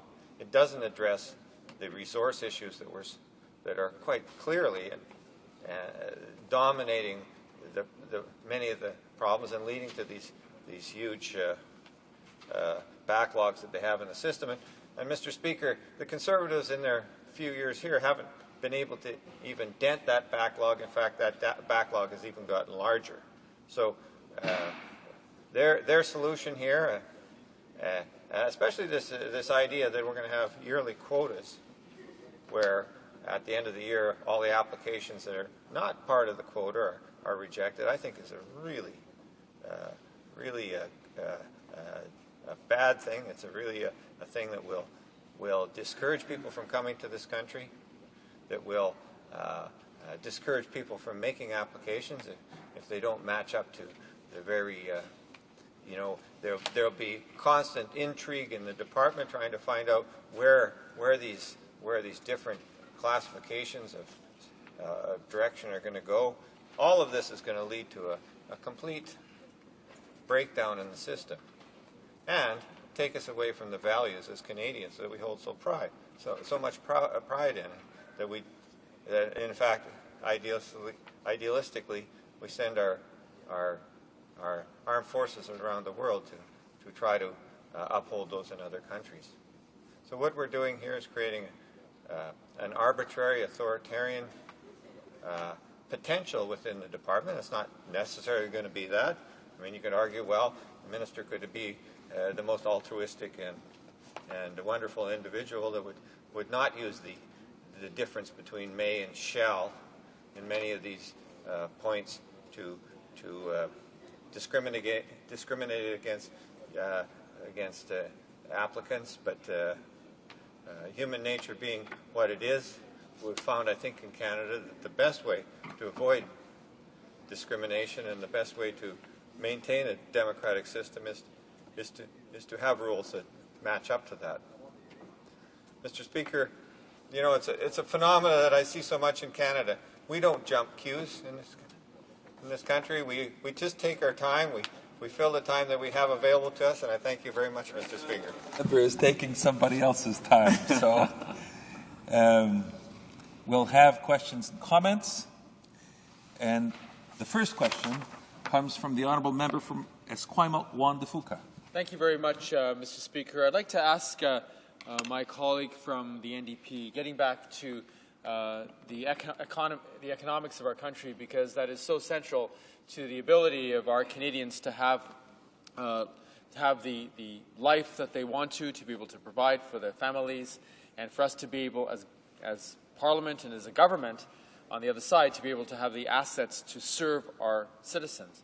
I'd like to ask him whether or not he thinks that the Conservative government has made serious errors in what they've done to eviscerate the financial capabilities of the federal government by putting the Canadian government and the Canadian finances to the brink of a deficit situation, that the dropping of 2 percentage points on the GST was an abysmal mistake, and it would be far preferable to put monies directly through a non-refundable tax credit to those people who are the poor and the middle class, that would have been a much preferable way in getting money into the hands of those who are of modest means in our country who need it the most. And that would be much more preferable than a blanket drop in the GST, which actually preferentially helps those who are most affluent, because the more you spend, the more you can actually benefit from a GST drop. And we know that those who are least fortunate in our country are spending money on rent, spending money on food,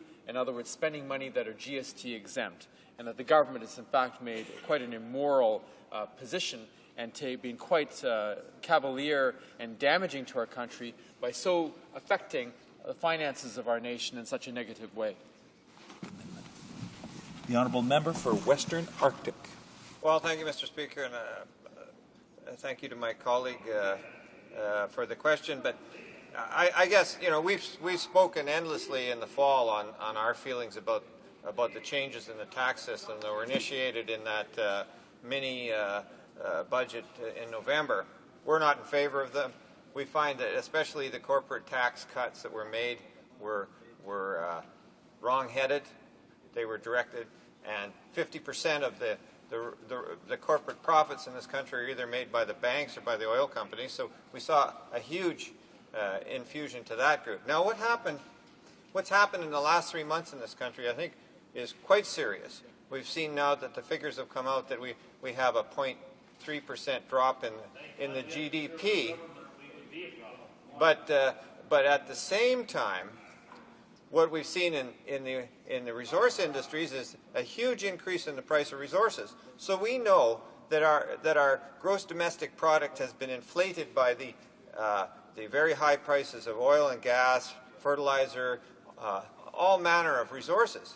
At the same time, we're seeing a drop in the total gross domestic product. I would say that that the situation is even more severe for that point, because the only expansion in our economy is in areas where the resources are being exploited, and in the areas where they're not, we're obviously achieving, we're underachieving. The tax breaks haven't interested a lot of people in the manufacturing sector because that's not what they need. They need strategic investment. They need incentives to do the right things. They need money to retool. Those are the sorts of things that the industry really required and didn't get with this Conservative government.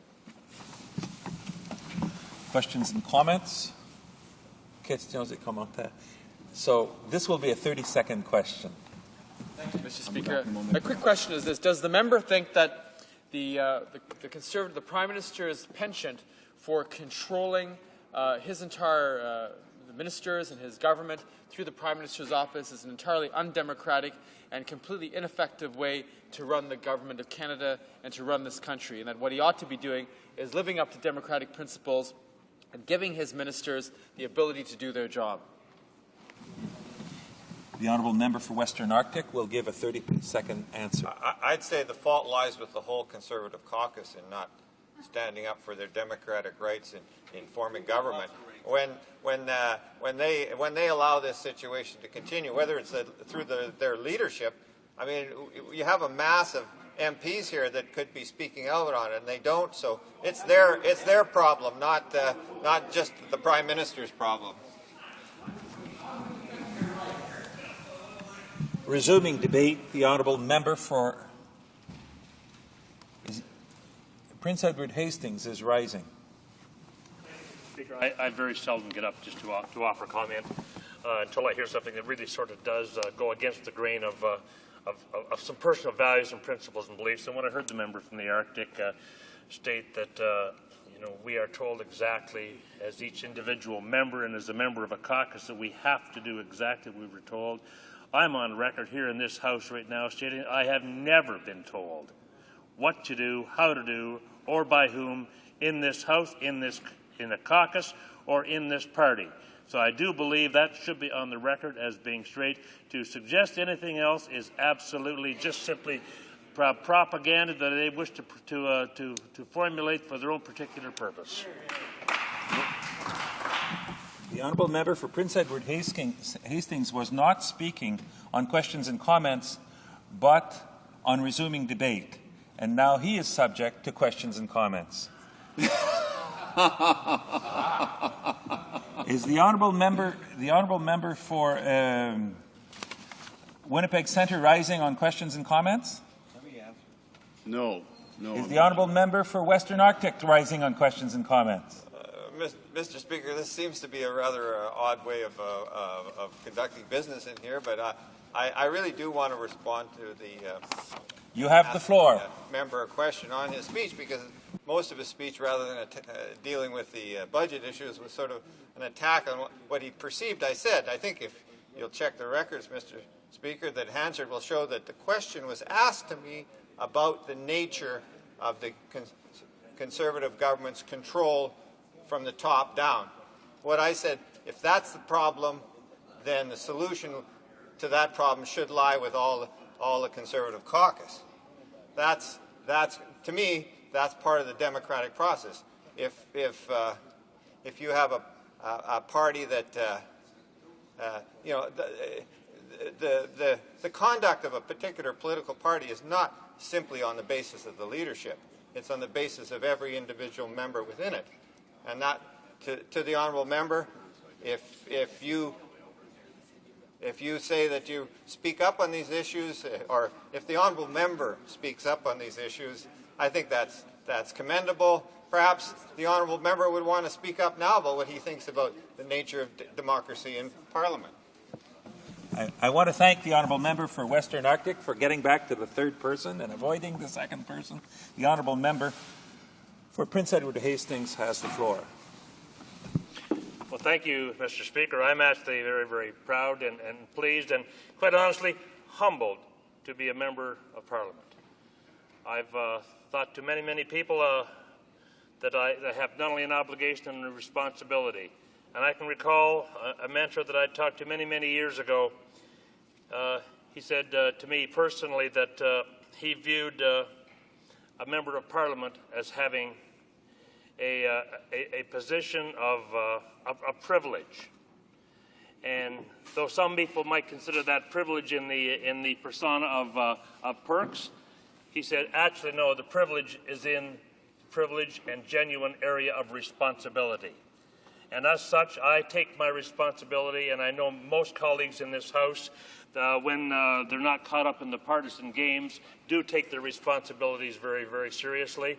And as such, I commend those from all parties that do that. And when I listen to bafflegab in the House that deviates from the normal level of commitment to one's party, one's country, and oneself, and simply statements are made for partisan purposes, I find it rather disturbing. But of course, that is a reality. Some people seem to accept as a norm these days. I don't, and that's I leave my statement as that. Questions and comments? The honourable member for New Westminster, Coquitlam. Thank you, Mr. Speaker, and I would like to ask the government member who has just spoken a question about the C-50, and that is that within C-50 there are very comprehensive and dramatic changes to Canada's immigration laws. And in my community, which is a community of many different cultures now, and people are coming from all over the world to live in the lower mainland of Vancouver, those communities, I had a forum with them, and we presented the changes that are proposed by his government, and they shared with us their concerns from a variety of communities, from the Chinese Canadian community, from the Korean Canadian community, from the Somalian community, all of whom have sizable communities in New Westminster, Coquitlam. They're very concerned about these changes, but without getting into the detail of the changes that they're proposing within this budget implementation bill, what I want to ask the member, because he made some comments about performing in the House of Commons, doing things in a traditional way. It's not tradition, Mr. Speaker, to put massive immigration changes into a budget implementation bill. So I want to ask him, why would you be doing that and not allowing the Immigration Committee to have an opportunity to study and make recommendations for changes the way... The honourable member for New Westminster, Coquitlam, meant to say, why would he be doing that? Not by why would you want to be doing this? And in any event, the honourable member for Prince Edward Hastings has 20 seconds to respond. Well, thank you, Mr. Speaker. And quite frankly, some people talk about issues, other people get the job done. Under the previous government, we started off with 30,000 or so people in the waiting list, then it jumped to 900,000. That is not acceptable, Mr. Speaker. We people have been waiting in 5 and 6. Resuming debate, the honourable member for Winnipeg Centre. Well, thank you, Mr. Speaker. I will take what few minutes are left. I understand I'll probably be the last speaker of the day on this particular subject, so I think I should preface my remarks speaking to Canadians who may be tuned in and watching to try and explain why it is that the House of Commons today is seized with the issue of debating the budget implementation bill, but yet all of the speakers, virtually all of the speakers, have been rising to speak about immigration and how Canada's Immigration Act is being altered by this bill. And it does warrant some explanation, Mr. Speaker, but I have to apologize to Canadians because I, for the life of me, cannot give a plausible explanation as to why the government would have slipped in a bunch of serious amendments to the Immigration Act into the budget and implementation bill. It's beyond me. It's beyond most people. It's underhanded. It's backdoor. It undermines democracy in a sense because the people who have been assigned to reviewing Canada's immigration laws from all parties at the Standing Committee of Immigration are being denied the opportunity to have their fair say, and in fact the House of Commons is being denied the ability to have a fulsome debate on the subject of immigration reform. And so are the Canadian people. And the Canadian people are missing any opportunity for input because if that Standing Committee of Immigration were dealing with these issues, we might take a touring across the country, going from coast to coast to get input from Canadians as to whether they would approve of this massive fundamental overhaul, this huge policy shift in how we welcome newcomers to this country. So the only thing that I can think of, Mr. Speaker, and I've talked with my colleagues, it reminds us of a further indication of the Americanization of Canadian politics. This is very much an American phenomena that you see in the American Congress, that their budget bills, their appropriation bills, are often stuffed full of 100 other little bits and pieces that an individual senator or congressman might want in exchange for passing that piece of legislation. So it looks like the Manhattan phone book by the time their budget bills get passed. Well, this is sort of what they've done here. They've taken a budget implementation bill that has to be passed by the time we adjourn Parliament. It gives the spending authority for the government to go through with its fiscal plan, and it's completely inappropriate and unfair to slip this heavy piece of immigration legislation into the budget implementation bill. Let me tell you what we should be debating right now, just as a aside, Mr. Speaker. I was hoping in this federal budget, this Conservative government would undertake some of the things they promised to do, such as plug some of the outrageous tax haven loopholes that still exist today. I remember when they were in opposition, I used to sit with them on this side of the House berating the Liberal finance minister, saying, why do you allow people like the former Prime Minister to put all of their holdings offshore as tax fugitives to avoid paying their fair share of taxes? And the Conservatives used to agree with us. That used to meet the old nod test. Well, now that they've had 2 budgets and 1 fiscal update, which you could call a third mini-budget, 3 budgets and 1 fiscal economic update, they haven't chosen to plug those loopholes. One of their own right-wing columnists, actually, Dianne Francis, who she herself calls herself a practicing conservative, has written 5 articles in a row in the last month in the Financial Post slamming corporate Canada for shielding their money offshore. She calls it economic treason, I believe is the term she used, when Canadians willingly avoid paying taxes in the country that allowed them to profit and become healthy and wealthy and wise. And yet, this government repeatedly refuses to address that fiscal concern that could have been an element of this budget that we could be debating here today. Even another thing she pointed out is there's a tax haven option for family trust funds where you can expatriate all of your family trust holdings and allow your kids to live as trust fund kids in Canada, never paying a penny of income tax. Because once you expatriate that money, it's tax-free. You pay a one-time 25% exit tax, and you set it up in a tax-fugitive country where we have a tax treaty, and your kids and their kids and generations of Canadians can be living off of that trust fund, never paying any taxes in this country. And she says it's quite frequent. It's appalling. It's appalling, and it should be debated in the House of Commons. Why we willingly forego that amount of tax revenue. Canadians, I find, don't mind paying their fair share of taxes as long as everyone is paying their fair share of taxes. So those things should be being debated today. Instead, we're put in the awkward position of having to debate immigration policy during a budget implementation bill. On that line, maybe if I can, with some of the few minutes that I have left, tell you, Mr. Speaker, I come from the 4 minutes left. That's a luxury of time. I come from the building trades. I used to be the head of the Carpenters Union, and we used to deal with this issue of temporary foreign workers all the time. And I can tell you that's an issue of our immigration laws that we've got to have a look at, because there's a tendency to rely more and more on temporary foreign workers. And let me just say right from the start, it is not a human resources labor market strategy to bring in foreign workers to fill job vacancies. That's not a strategy at all. There's no future in that. And it undermines local wage scales. It causes social unrest and social problems in the community where these influxes of foreign workers come in. Often the foreign workers don't receive the same benefits and rights that local workers do. Let me give you one example in the province of British Columbia that was a disastrous thing, because the applicants for foreign workers are often disingenuous in their applications. The Gold River pulp mill shut down. Tassus, British Columbia, Gold River. I mean, the whole town was out of work. They needed 80 millwrights to tear the old plant down to sell it to China, where they were going to rebuild it and run their plant there.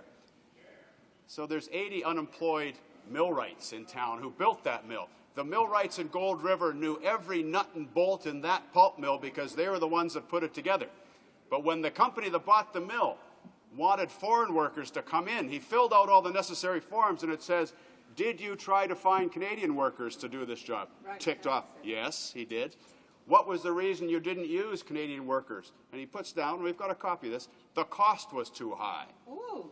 So this foreign owner that scooped up the pulp and paper mill to move it offshore wouldn't hire Canadian workers to even dismantle the plant because the cost was too high. So he brought in, guess what, a bunch of South Asian workers from India, sleeping 12 to a hotel room to tear down the plant, while the unemployed men and women in Tassus, BC were on the other side of the gate looking in while somebody else was eating their lunch. That's an example, a recent example, of the temporary foreign worker phenomenon that's sweeping the country.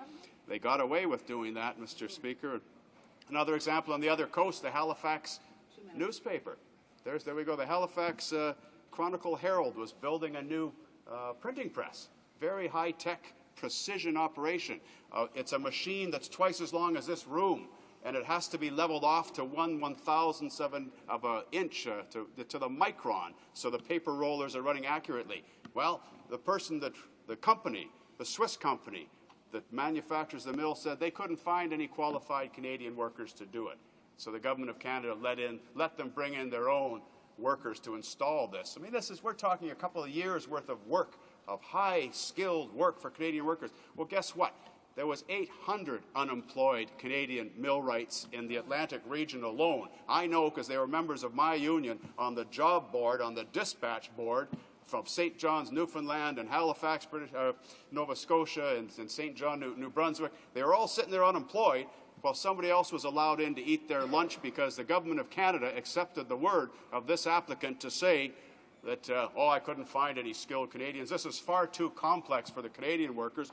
I mean, the one guy actually pulled a hair out of his head when he was arguing this to the government, saying, we have to set these machines thinner than the thickness of this hair. Well, what does he think Canadian workers do every day of the week, Mr. Speaker? What does he think skilled millwrights do in this country? If they have any hair on their head, they're measuring the tolerances of paper mills right across the country as we build printing presses in every city in Canada. And we could have built the one in Halifax, Nova Scotia, too, if the Government of Canada would have just said no and let Canadian workers have those jobs. So I'm telling you, Mr. Speaker, well, what is this, zeal we have for giving away Canadian jobs? The last thing I'll say on the subject is if there's labour market shortages in the skilled trades, some of the Aboriginal community have chronic unemployment situations. We have Questions and comments, questions et commentaires. Resuming debate.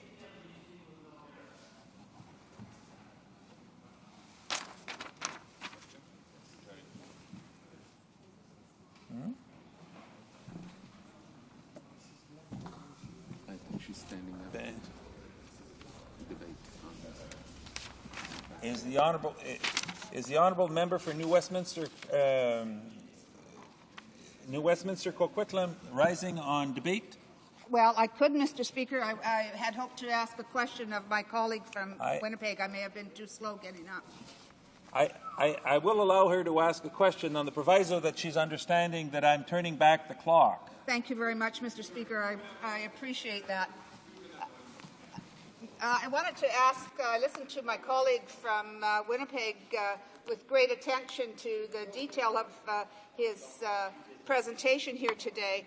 And I know he talked about the whole issue of the changes in the budget implementation bill as it relates to immigration. And I have here a paper that was put out by the Canadian Bar Association that asks very pertinent questions. So on behalf of them and of other Canadians, I want to ask the member who just spoke, the Canadian Bar Association calls these changes to the immigration policy a major step backward in the evolution of Canadian immigration law. A step backwards, Mr. Speaker, by the Canadian Bar Association. Does the member from Winnipeg agree with that statement? The honourable member for Winnipeg Centre, although he has 4 minutes to speak, only has 1 minute today. He will be cut off at 1:30. Ah, I see. Thank you. Thank you, Mr. Speaker, and thank you to my colleague for the question. Yes, the Canadian Bar Association didn't pull any punches whatsoever in expressing their displeasure, dissatisfaction with the government's initiatives regarding immigration today. But I should point out also I have a letter here from the YWCA. Civil society generally is taken aback that the government would try to implement these changes without the usual prerequisite consultation. For a social policy change of this significance, it's unprecedented that the government would try to slam it through and give further discretionary powers to the minister and not go through the ordinary channels of consultation. We also have a letter here from one of the largest... It's with regret that I must interrupt the honourable member. It being 1:30, the House will now proceed to the consideration of private members' business as listed on today's order paper. When we return to the study of Bill C-50, there will be 3 minutes left for under questions and comments for the honourable member of Winnipeg, for Winnipeg Centre. Before orders of the day. Before we go to the orders of the day, I would like to inform the House that under the provisions of Standing Order 97.1, bracket 2, I am designating Tuesday, June 17, 2008, as the day fixed for the consideration of the motion to concur in the 7th report of the Standing Committee on Finance. The report contains a recommendation to not continue the study of Bill 305, an act to amend the Income Tax Act, tax exemptions of 50% of the amounts paid to Canadian residents under the U.S. Social Security program.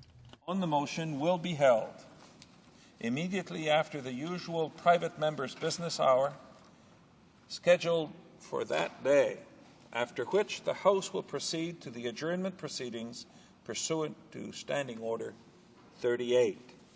Orders of the day. Private members' business, debate at second reading of Bill S-201, an act to amend the Financial Administration Act and the Bank of Canada Act quarterly financial reports, standing in the name of Mr. Warkentin. Mr. Warkentin, seconded by Mr. Cramp, Prince Edward Hastings, moves that Bill S-201, an act to amend the Financial Administration Act and the Bank of Canada Act quarterly financial reports, be now read a second time and referred to the Standing Committee on Government Operations and Estimate.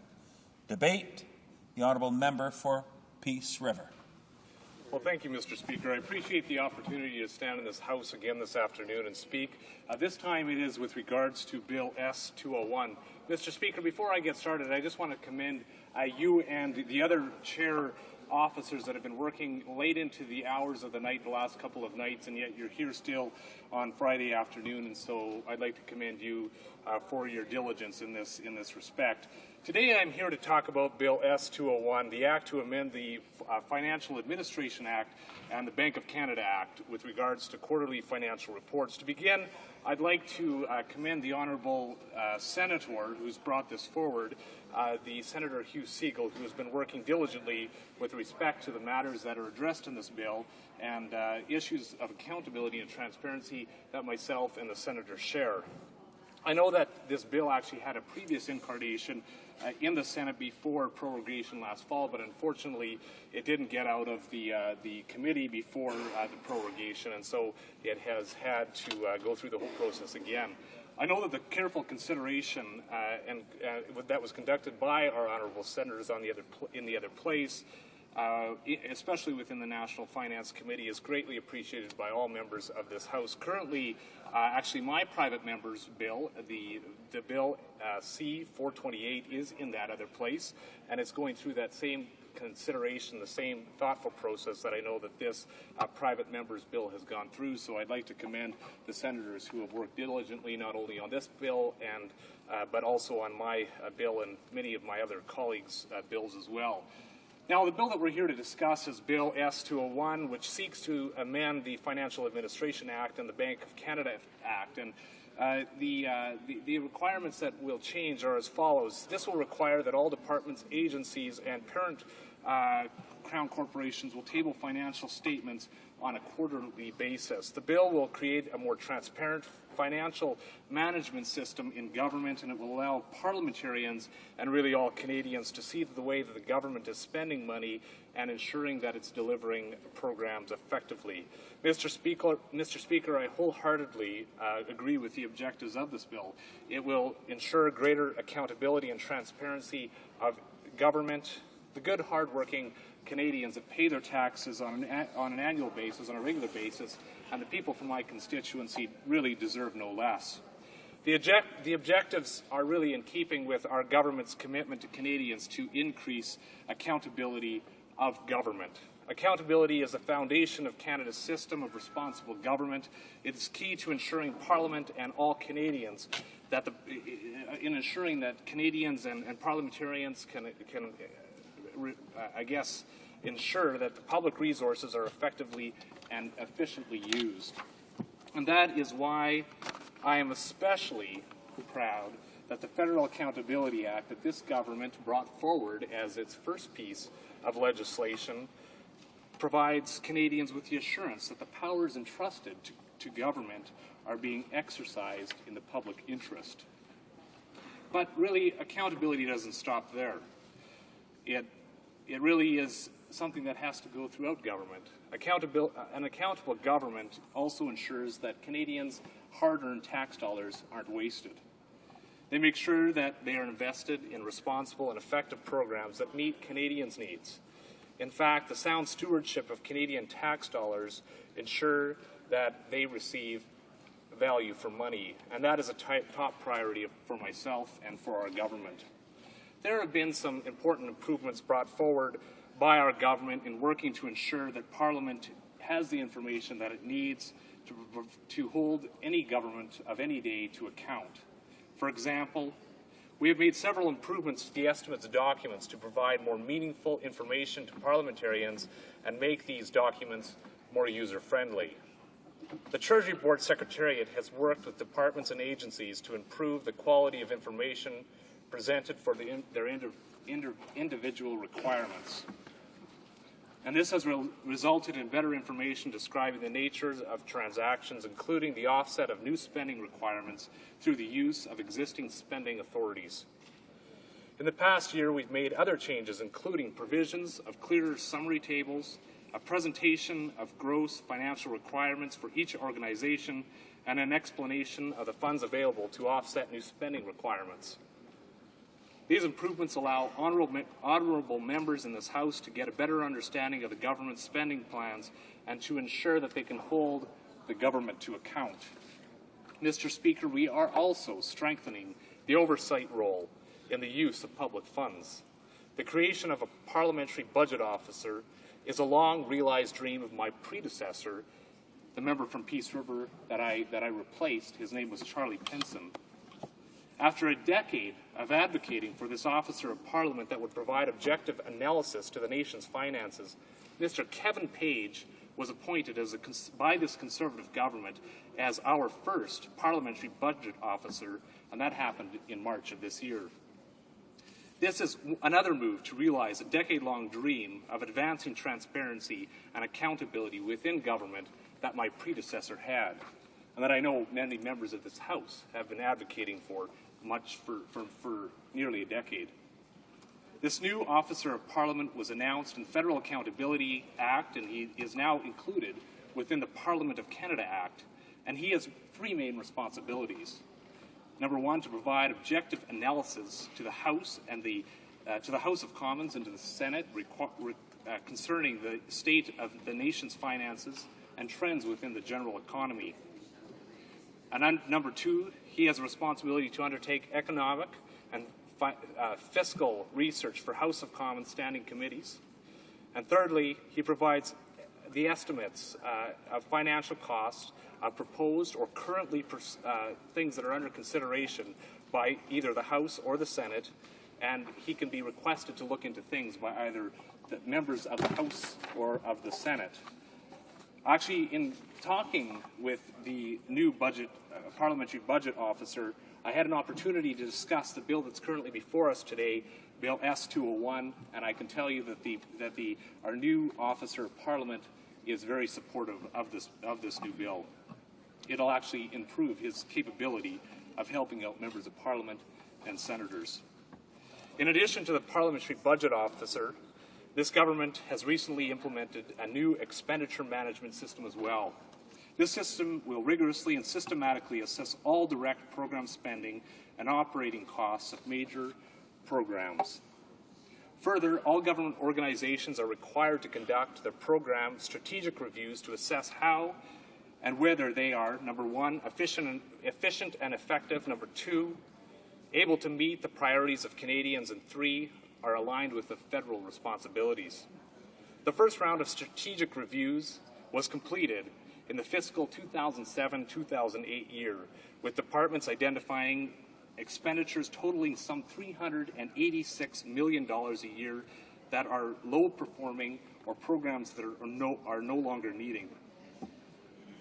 The fiscal year 2008-2009, 16 departments and agencies are reviewing their program spendings, and this covers a total spending of $20 billion. These reviews will help us reduce spending in inefficient or ineffective programs and stop those who just don't work.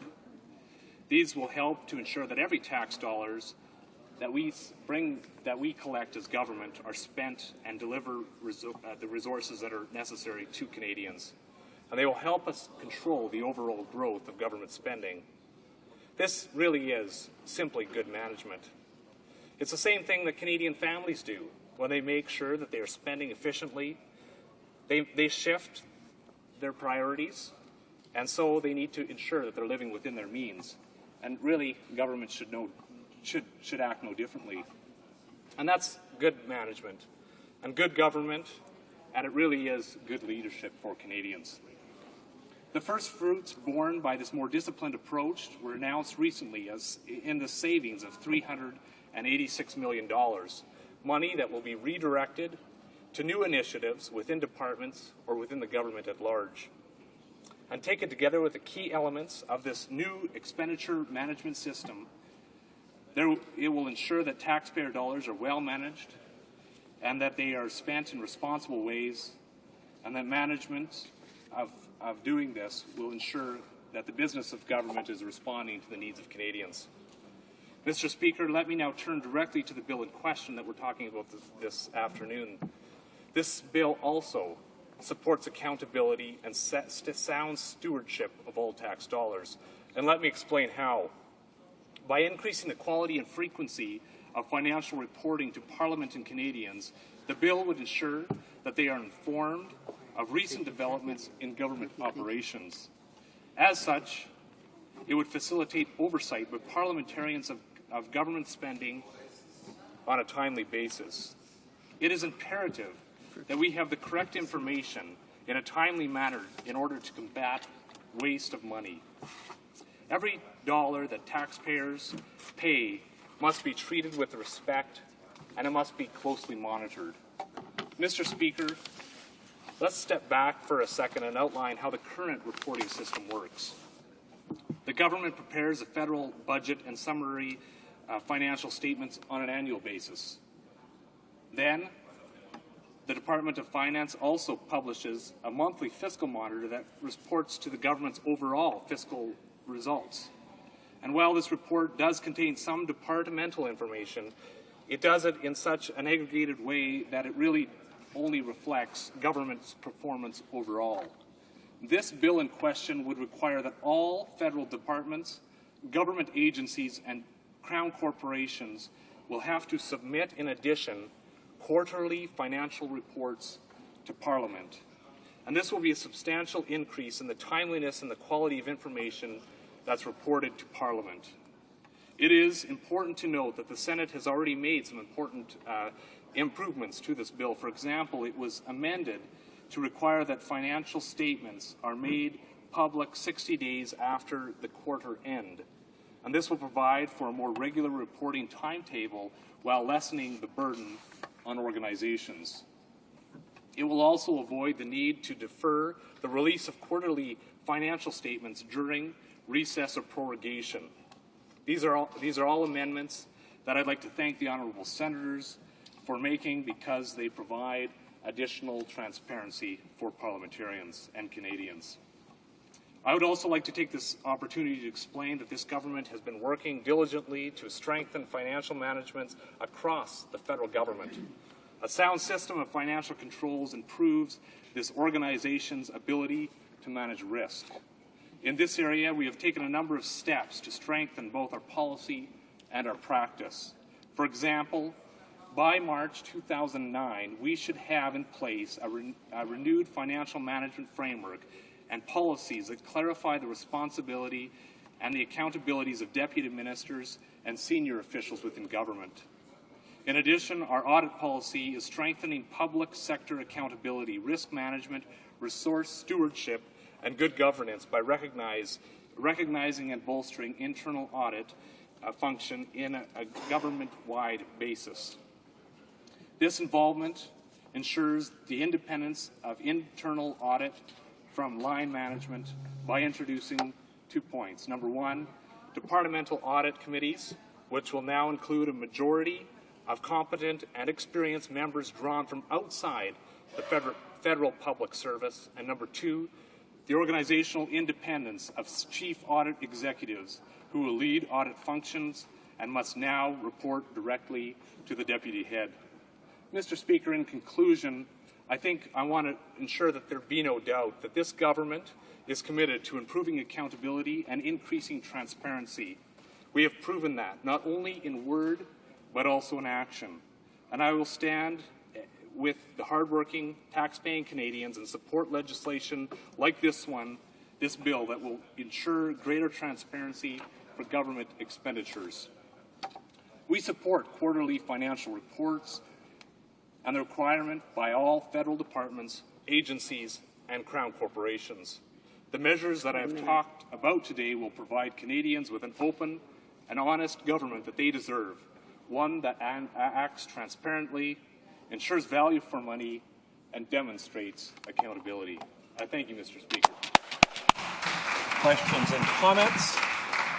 Questions et commentaires. Questions and comments. Resuming debate, the Honourable. Questions et commentaires. Question, comment? The Honourable Member for Gatineau. Thank you, Mr. Speaker. I have a question for my colleague for Peace River. I'd like to know how his government intends to implement this type of bill if it is adopted. Thank you, Mr. Speaker. Peace River. Well, I thank the honourable member for his question. With regards to the implementation of this, of the requirements of this bill, there's a number of different points. It's important for parliamentarians to know and for Canadians in general to know that departments, agencies, and Crown corporations do, in fact, collect this information on a regular basis, this financial information. However, the information isn't always passed on to parliamentarians and Canadians until the money is long spent, so at the end of the year or even sometimes after that. What this will ensure is that on a quarterly basis we'll be able to see the money that has been spent within departments. And so what we'll be doing is working with the different agencies, the departments, and the Crown corporations to bring this information on a quarterly basis together, and then it will be presented here to Parliament on a quarterly basis. Good. Questions and comments? Questions et commentaires? Now we'll have, resuming debate, the Honourable Member for Thunder Bay, Rainy River. Thank you, Mr. Speaker. I'm pleased to rise here today to speak to Bill S-201, an act to amend the Financial Administration Act and the Bank of Canada Act, respecting quarterly financial reports. The Great Riding of Thunder Bay, Rainy River takes 7.5 hours to drive across over 2 time zones. So it covers 27 communities, of which 16 are municipalities and 11 First Nations.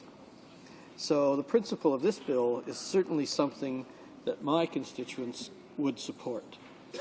It would require Crown corporations and the Bank of Canada to submit quarterly financial reports to both the House of Commons and the Senate.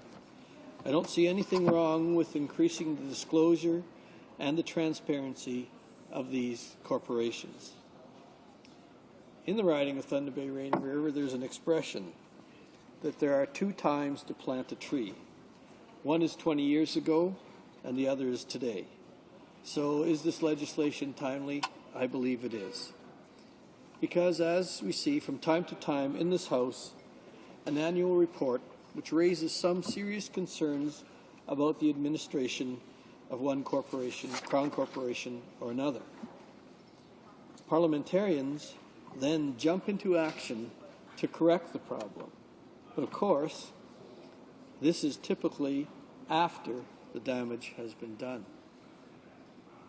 If Crown corporations are required to table reports on a quarterly basis, it will be much easier for parliamentarians to identify any problems early on and move to correct them before they become too serious. In short, it will help parliamentarians to ensure that the government is properly managing public funds through its Crown corporations and the Bank of Canada.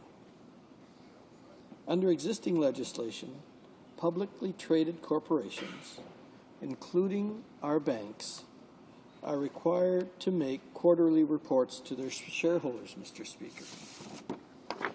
It is not beyond reason to expect that our government-run Crown corporations can at least match that standard of disclosure.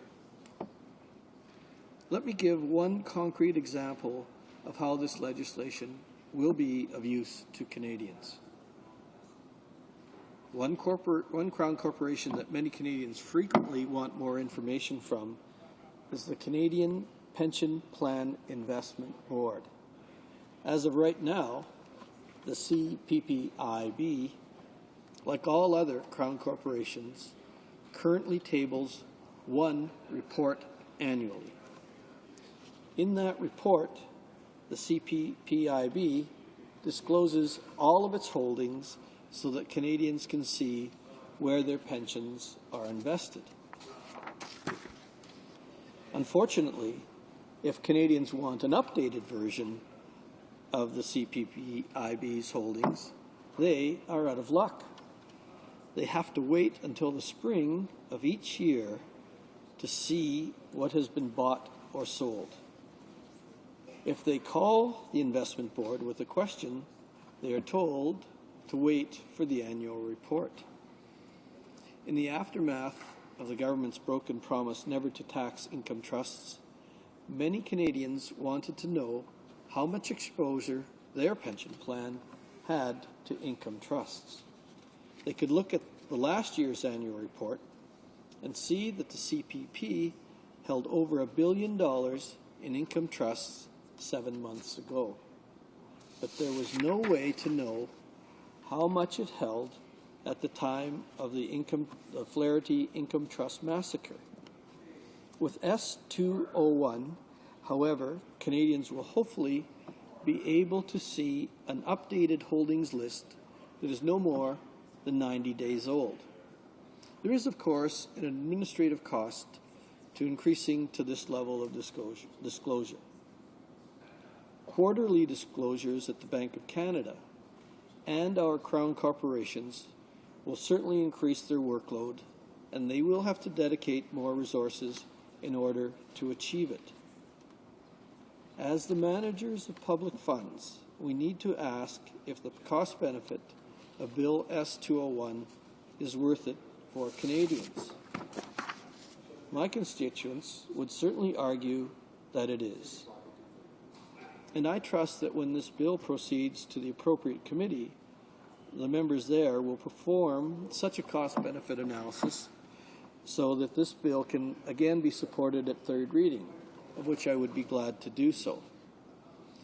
We do have to recognize the input that has already been inputted into this from the senators, which has been positive, thoughtful, and comprehensive, and included many important amendments and ideas.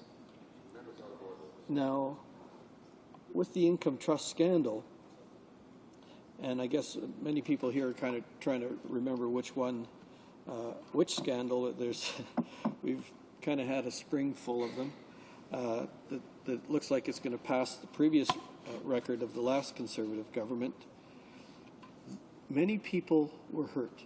In my riding, there was an astonishing number of people who formerly supported the Conservative Party who just could not believe that the Prime Minister would actually break that campaign promise with such devastation to their long-time savings. And it wasn't actually me that reminded them of the string of broken promises. It was my constituents, again, former Conservatives who've seen the light, who reminded me that it was the current Prime Minister who promised to eliminate the double taxation on gasoline pricing and to eliminate the taxation after 85 cents a litre. And I just received correspondence the other day reminding me that since January 2006, gas prices have almost doubled. So you draw the correlation, Mr. Speaker. I think that what this bill can do, though, perhaps is reassure people, give them some faith in government, and hopefully recognize that in our discourse today that the government will actually take this to heed. I saw that there was a question from another opposition member about how this would be implemented and how we will actually see the results of this. And I'm hoping that the Crown corporations and the Bank of Canada, who are watching this debate and are concerned about perhaps their own workload and the quarterly reporting, will know that for us who really want to restore people's faith in democracy, that we want them to know that the Canadian Public Service and its Crown Corporation divisions are of the highest standards of accountability and transparency, that we as elected representatives have the utmost faith in their ability and competence, and that those of us who are in the opposition ranks have a duty to ensure that the government maintains those high standards. And so I'm hoping, Mr. Speaker, that as we proceed through this, that this bill will succeed. I believe that it should, and that those people who want their faith restored, those elected representatives who want quicker turnaround in this rapid age of communications and changes that can so affect pricing and changes in people's investments, that we can do this, and we can do it in a spirit of understanding that without a strong public service, without a strong set of crown corporations, even at arm's length, that this is a nation that's built on people who hold the highest of standards. And to that, Mr. Speaker, I would hope that we can all support S201. Thank you very much. Resuming debate, the Honourable Member for Gatineau. Thank you, Mr. Speaker. Mr. Speaker, the Bloc Québécois is in favour of the principle of Bill S201, an act relating quarterly financial reports. As you know, the confidence of Quebec taxpayers in the federal administration has been shaken in recent years by abuse of public funds by Liberals and Conservatives. The obligation for the federal public administration and Crown corporations to provide financial data and a more frequent reporting of this data to Parliament would lead, without the shadow of a doubt, to a greater transparency. And the requirements for the preparation of such financial reports would allow us to detect problems, to avoid all of the difficulties that the government machine must undergo, as well as the credibility of the government in the eyes of citizens. Ministers have to be accountable, especially when it comes to accrual accounting. We have to take measures, and on the same note, we have to take the time we need without delaying and with great transparency, because I must state that in some departments and agencies, some federal departments have not yet gone ahead with accrual accounting. So we have to take a look at what's already underway, review it in an intelligent manner, and at that point, we'll wind up getting accrual accounting practices for the entire government apparatus. The BQ notes that certain organizations are already submitting quarterly financial reports. For example, Export and Development Canada. These reports are not necessarily tabled here, but they are easy to produce and they're easy to disclose or make public to citizens. But the Bloc fears that the production of quarterly reports will paralyze the federal apparatus and contribute to greater bureaucracy. So we have to ensure that we're not creating too much of an administrative workload and that we encumber the bureaucracy even further. Mr. John Wazurma, who worked for the Auditor General's office, said that the bill may drag the administrative workload down even further, because the government does have the ability to go ahead with all the initiatives in the bill. The departments will have difficulty reporting or publishing these reliable quarterly reports. So we'll have to look at this aspect very carefully and ensure that the transparency mechanisms are coherent with or consistent with the way that the government currently operates, so that we don't make the process more complicated. Perhaps we should limit the scope of the bill to exclude small agencies or those agencies that don't have a commercial mandate. So once again, Mr. Speaker, we have to be consistent with our will that the government operate based on the needs of the people and does not get dragged down into further bureaucracy. So we agree with the principle of this bill.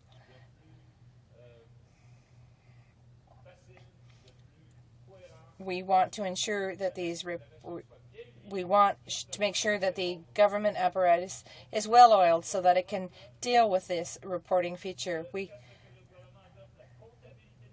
Until the government has accrual accounting throughout all departments, and until the government is able to produce departmental financial reports that are reliable.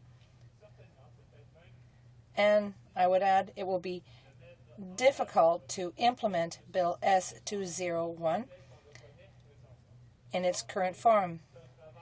So we need to do some work, but we must do this to ensure greater transparency, and we are in favor of transparency. You know, Mr. Speaker, the Conservatives, and like the Liberals, have shaken the confidence of taxpayers. The confidence of Quebec taxpayers in government institutions has been shaken by breaches, violations made by the Conservative government. For example, and we know that the Liberal ring was seriously undermined by many scandals.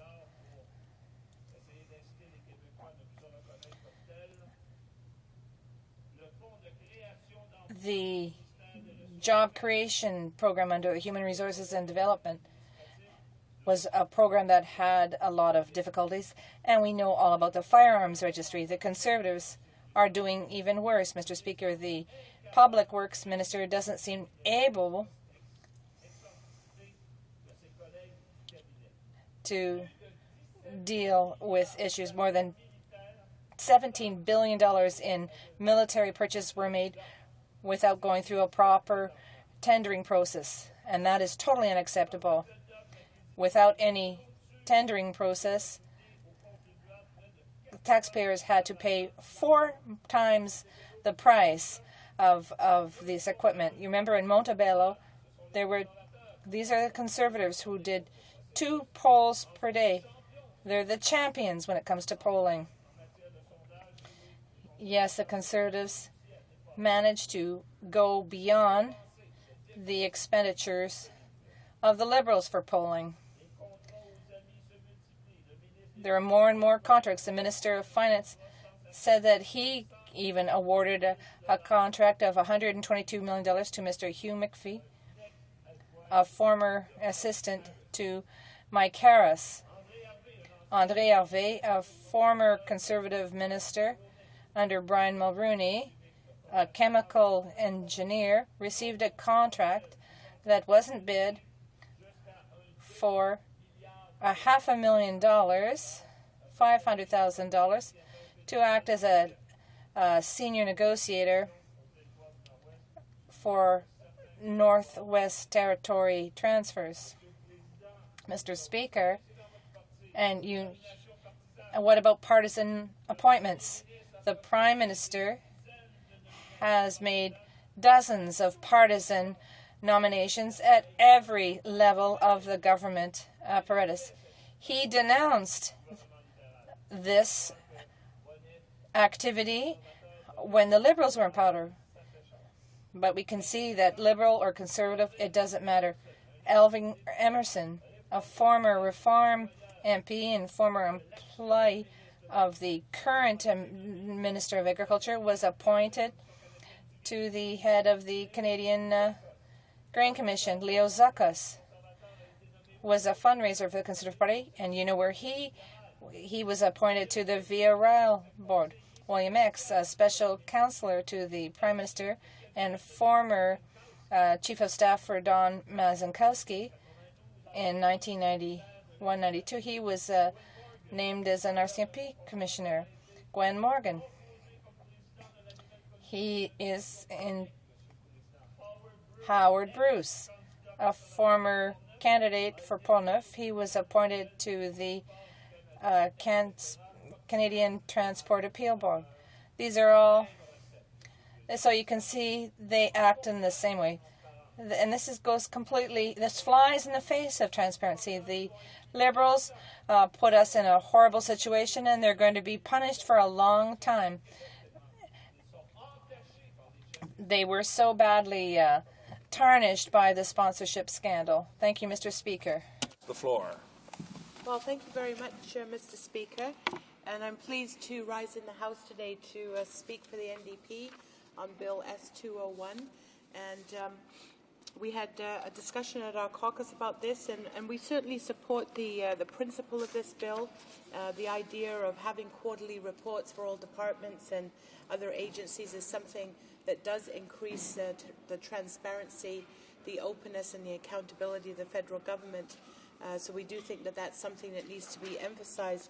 But we also note that the Office of the Auditor General has raised concerns about the ability of the government to satisfy the bill's requirements, and in fact even the cost of bringing this bill in, which we believe is about $10 million annually to implement the cost of the bill. Mr. Speaker, we also know that the Office of the Auditor General, while supportive of these kinds of measures, has said that priority really should be given to other initiatives, such as the ongoing adoption of accrual budgeting, which is a much more current, transparent and accountable form of budgeting, and auditing of departments' financial statements. And although there's nothing in this particular bill that is contrary to that, it really is just one small item in terms of the larger picture of financial and political accountability of the federal government. Mr. Speaker, I would point out that, and others have made mention of this in the debate today, that of course now we do have the Parliamentary Budget Officer, which was another step that was finally taken by Parliament. And I do want to point out that that proposal to have a Parliamentary Budget Officer was first made in 2004 by the member from Winnipeg North, who was our finance critic at the time. And she made that proposal because we were so fed up with the ongoing scenarios whereby the government of the day would make financial forecasts of budgetary surpluses and would usually underestimate the forecasts and would do it really for the political optics. And this would occur cycle after cycle and year after year.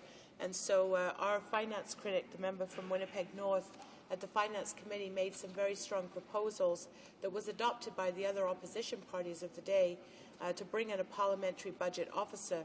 And so we're pleased that that has actually happened. And certainly, again, that is related to the bigger picture of financial transparency and accountability. Mr. Speaker, I would remind the House that it was several years ago that Ed Broadbent, who was a very, very respected member of the House of Commons and the former leader of the NDP, it was Ed Broadbent who unveiled a whole package of ethics that if it had been implemented along with a measure like this and along with a parliamentary budget officer, would have brought tremendous ethics and accountability to this House. And we have to say that it's very disappointing that the so-called Federal Accountability Act really has been, it was a bill that was passed, but it's also been a bill of many broken promises. And if we had adopted Ed Broadbent's ethics package, then we would have seen, for example, that floor crossing would have been a thing of the past. I think a lot of people are very fed up with the idea that you can be in one party and then just because of something that happens or because of political opportunism, you cross the floor without going back to your constituents. And we've certainly seen that happen here in terms of the member from Vancouver Kingsway. So part of the NDP's ethics plan would have included, did include proposals that would not have allowed floor crossing. It also would have included real accountability for leadership campaigns instead of the half measures of accountability, the Accountability Act that still leaves big loopholes for leadership candidates to borrow huge amounts of money, sometimes often from their own family members. And we've seen that happen, Mr. Speaker, in leadership campaigns. The NDP's proposal also would close the door, the revolving door of lobbyists and ministers or government MPs' offices. And I have to point out that the Conservative government promised to address this in the Federal Accountability Act. But even now that the Act has been passed, even some of those measures that were put forward to address some of those issues have not been implemented now, many, many months after the Accountability Act was passed. Another aspect of transparency and accountability that is something I think that should be of concern to all of us is the lack of an updating and access to information. And in fact, I would note that the member for Winnipeg Centre just introduced a new bill the other day, Bill C-554, that looks to update the access to information, because we see that as a very important tool for media, for organizations, for the general public, to have access to information and to have good processes available to them. That's not something that's happened under this government, even though it was promised. And so, Mr. Speaker, the list goes on and on around the issues of accountability and trust, and it is ironic because it was the first bill that this Conservative government brought in when they were elected, and they kind of put their brand on it and said, well, this is what we're about. But when you actually look at the bill and you look at what was not brought in, you can see that there are many broken promises. So to come back to this particular bill before us today, Mr. Speaker, we don't see it as a huge step in terms of transparency and accountability, but nevertheless, it is a measure that will improve access of information in terms of financial reporting. That's something that we do need in the federal arena. It will ensure that there's record keeping that becomes more readily available to members of Parliament, to members of the public. Certainly that is a good thing. For those reasons, we will be supporting this bill, but we mustn't lose sight of the fact that there are much bigger issues around accountability and transparency in government, and that's something that we really need to hold this government to account for. Thank you, Mr. Speaker. Like a bridge. Yeah. It could be like a bridge. Is the House ready for a question? La question est la suivante. The question is as follows. Mr. Workington. Cramp, Prince Edward of Hastings, moved that Bill S-201, an act to amend the Financial Administration Act and the Bank of Canada Act, quarterly financial reports, be now read a second time and referred to the Standing Committee on Government Operations and Estimates. Plaît-il à la Chambre?